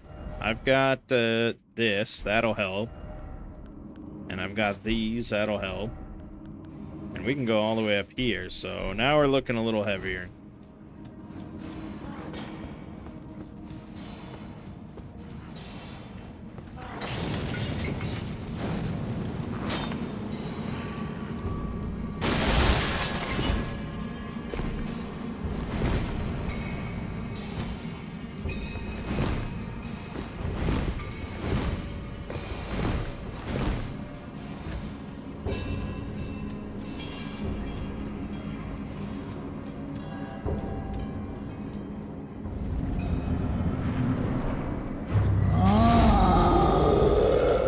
I stopped watching Yahtzee just because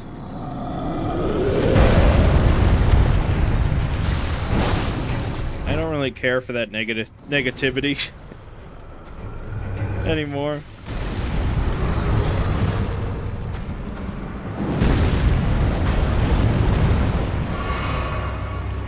Like, can't you just be happy?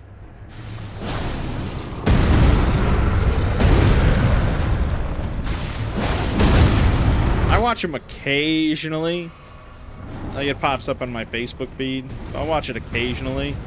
And I do end up chuckling still, so I think he's still good. But, no, I'm not like...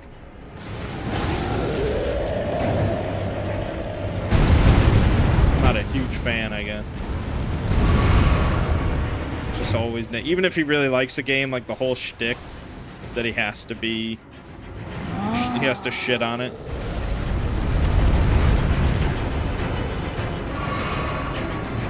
And I don't need that. Alright, well, there goes our last heal, so...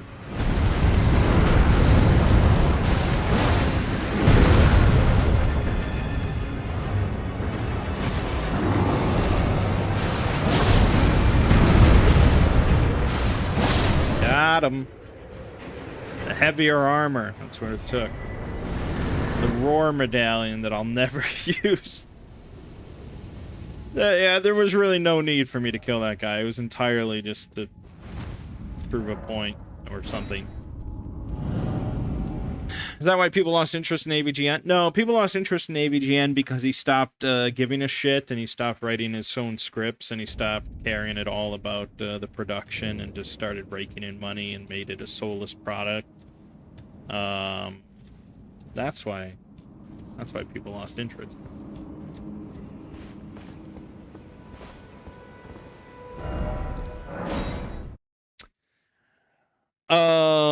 As far as I know, Yahtzee still writes his own scripts, and it's still his kind of program that he creates. So, you know, good for him.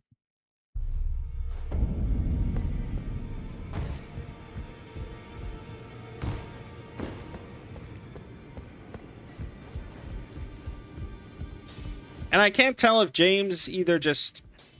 Well, I took you no matter to lay out your arms. Doesn't realize that people actually think it's like a worse show since he stopped like fully participating, or if he just doesn't give a shit. If I had someone start writing my scripts for me, and well, I mean, anyone could edit for me. That's not anything. But if someone started writing my scripts for me, I would like to think that viewers would notice. I'd like to think that. Maybe I'm not that special.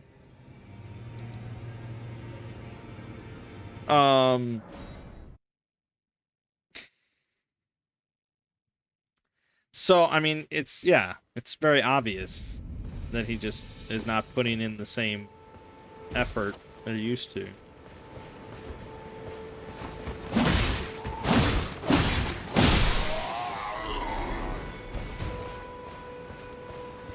But I guess he just doesn't care.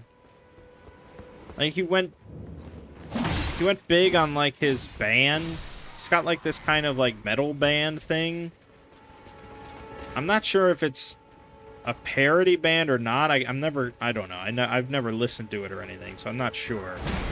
But it's definitely a band that he's in, even though he, like, can't really play guitar.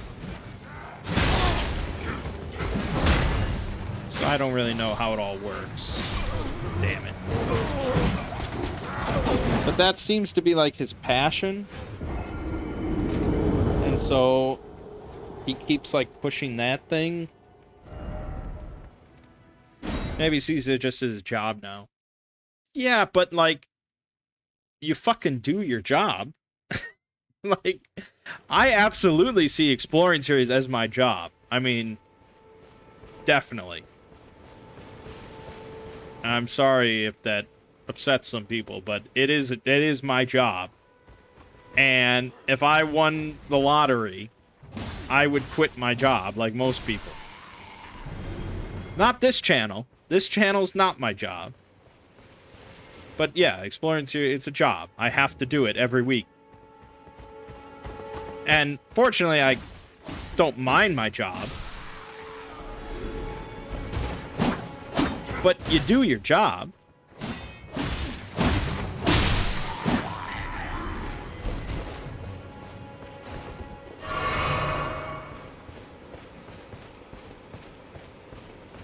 So I think more is just like he sees it as this thing that he's created and now he can just profit off of. Which, yeah, I suppose he can. But his views are definitely dipping.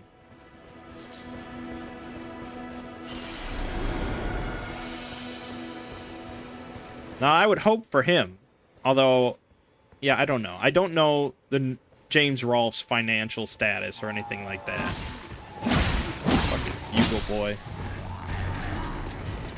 I would have hoped that he had gotten enough success and wealth over the years of Angry Video Game Nerd that he could have just retired off of, like, investments and things like that. Because that's my goal.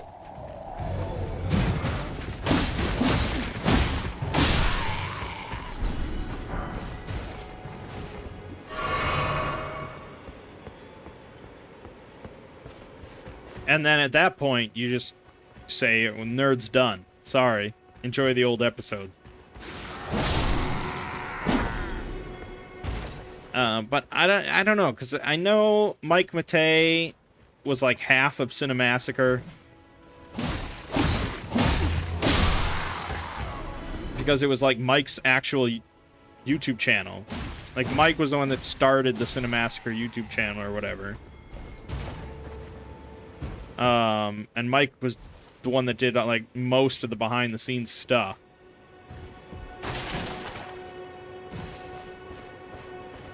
So I imagine, you know, a chunk of funds went to Mike. And then, from what I understand, like, James really just wanted to be hands-off outside of just making the videos, which is perfectly fine.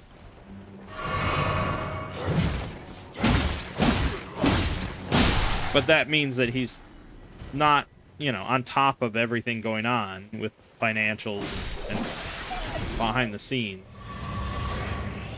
And then they brought in Ryan as their, like, webmaster. And then Ryan started Screenwave, which was a media company including Cinemassacre. And so Ryan's company owns Cinemassacre now, of which James is just an employee. So I really have no idea how well James is financially. But based on the fact that he hasn't retired and, you know, is living on a yacht somewhere, I imagine, you know, he's not incredibly well off. But I don't know. I mean, that's just me theorizing. I'm sure he's doing better than Spoonie. I think Spoonie had like his house foreclosed or something. That was like the last I heard.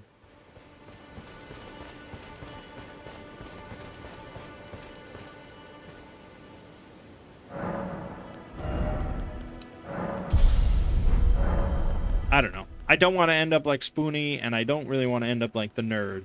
So I'm trying to forge a better path here.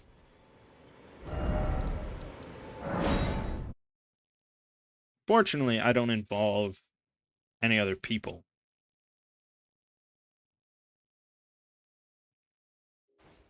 So I don't have to get all messy with that.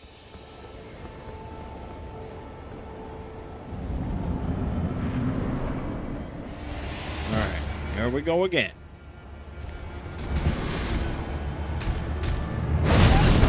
Okay, I mean, I anticipated it. It was gonna happen, and then it happened.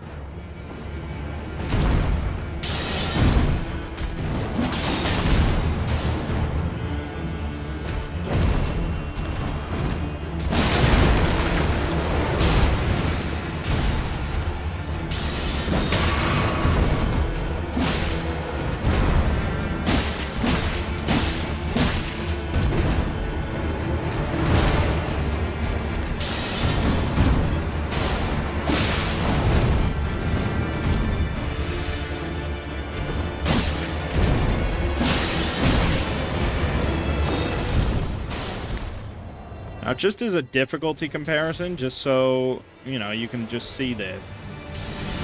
I've been playing this for, like, it's got to be close to 2 hours now. And I'm, like, definitely not whooping this guy's ass. On my other playthrough, where I did sorceries, I rushed here, like, first thing. This was, like, the first thing I did. And I killed him first try. Warrior blood must Sorceries are ridiculous. tarnished.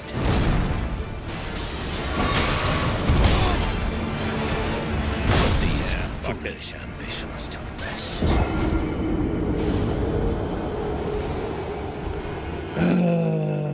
Well, I mean, I hate to do it, I guess, but we can.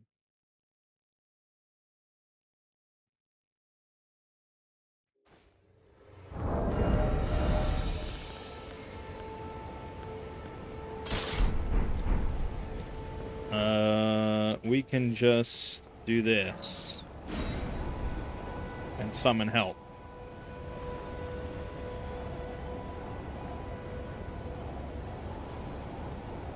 Makes me feel a little bad, but there's nothing against the rules, because there's no rules.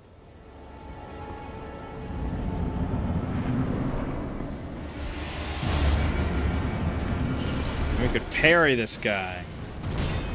Yeah, just like that. Yeah, I know what I'm doing. Why would I try to parry? Fuck.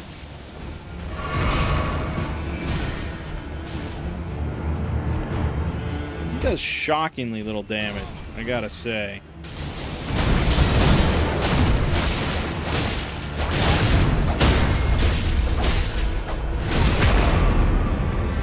Did help me stagger, though.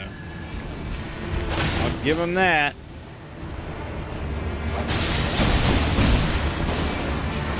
Then he just, you know, absorbs all the hits and lets me stab him in the back and stagger him. I mean, it's obviously a much easier fight. Passing skill. Warrior blood must truly run in thy veins. Tarnished.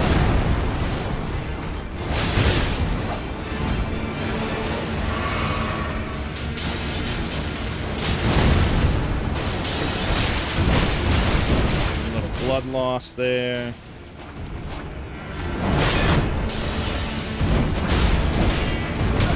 Ooh. Range on that's always surprising. Okay, Roger's down.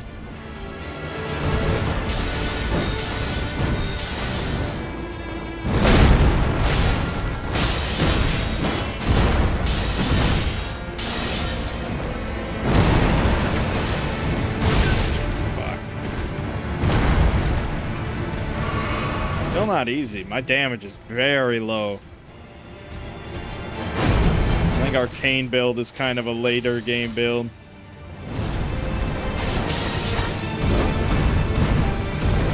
Ooh.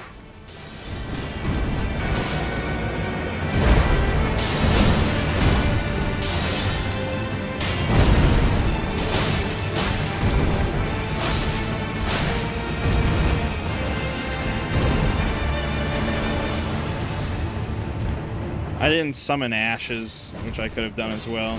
Probably would have made the difference.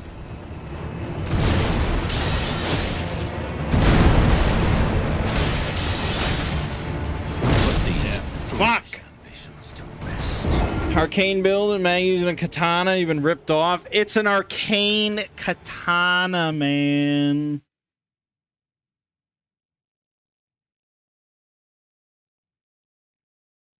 I don't know what you expected from Arcane.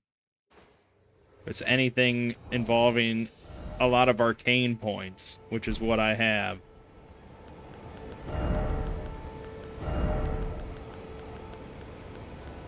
Okay. We'll summon the wolves.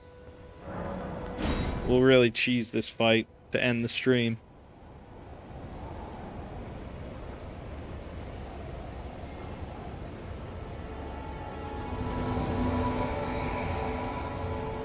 And I won't waste health trying to parry at the start.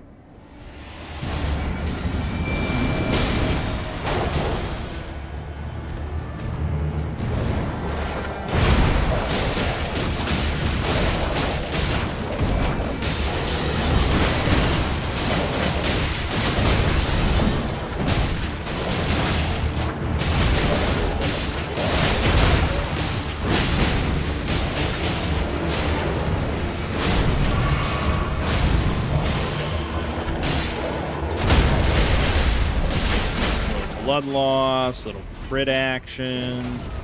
There you go. We can even do some bloody slashes. Passing skill. Warrior blood must. There you go, bloody slash.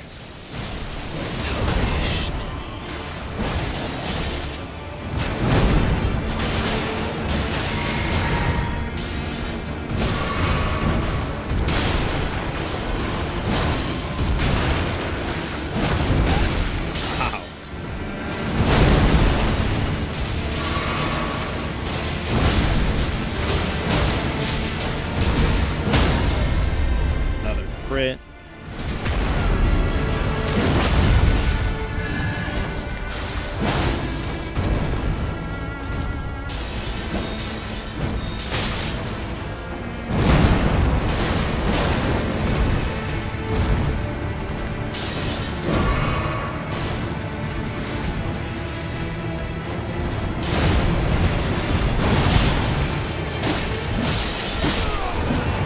There you go.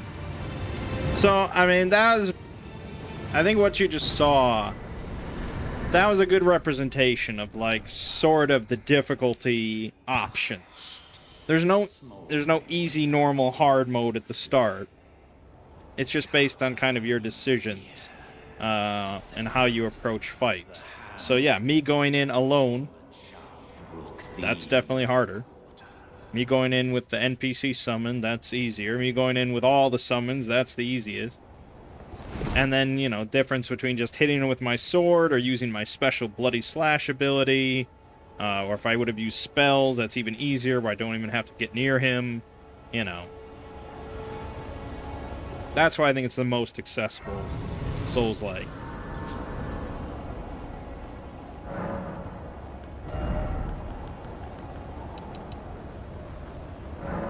It's only one. Damn, okay. Be that way. We got really shit scaling on this fucking katana.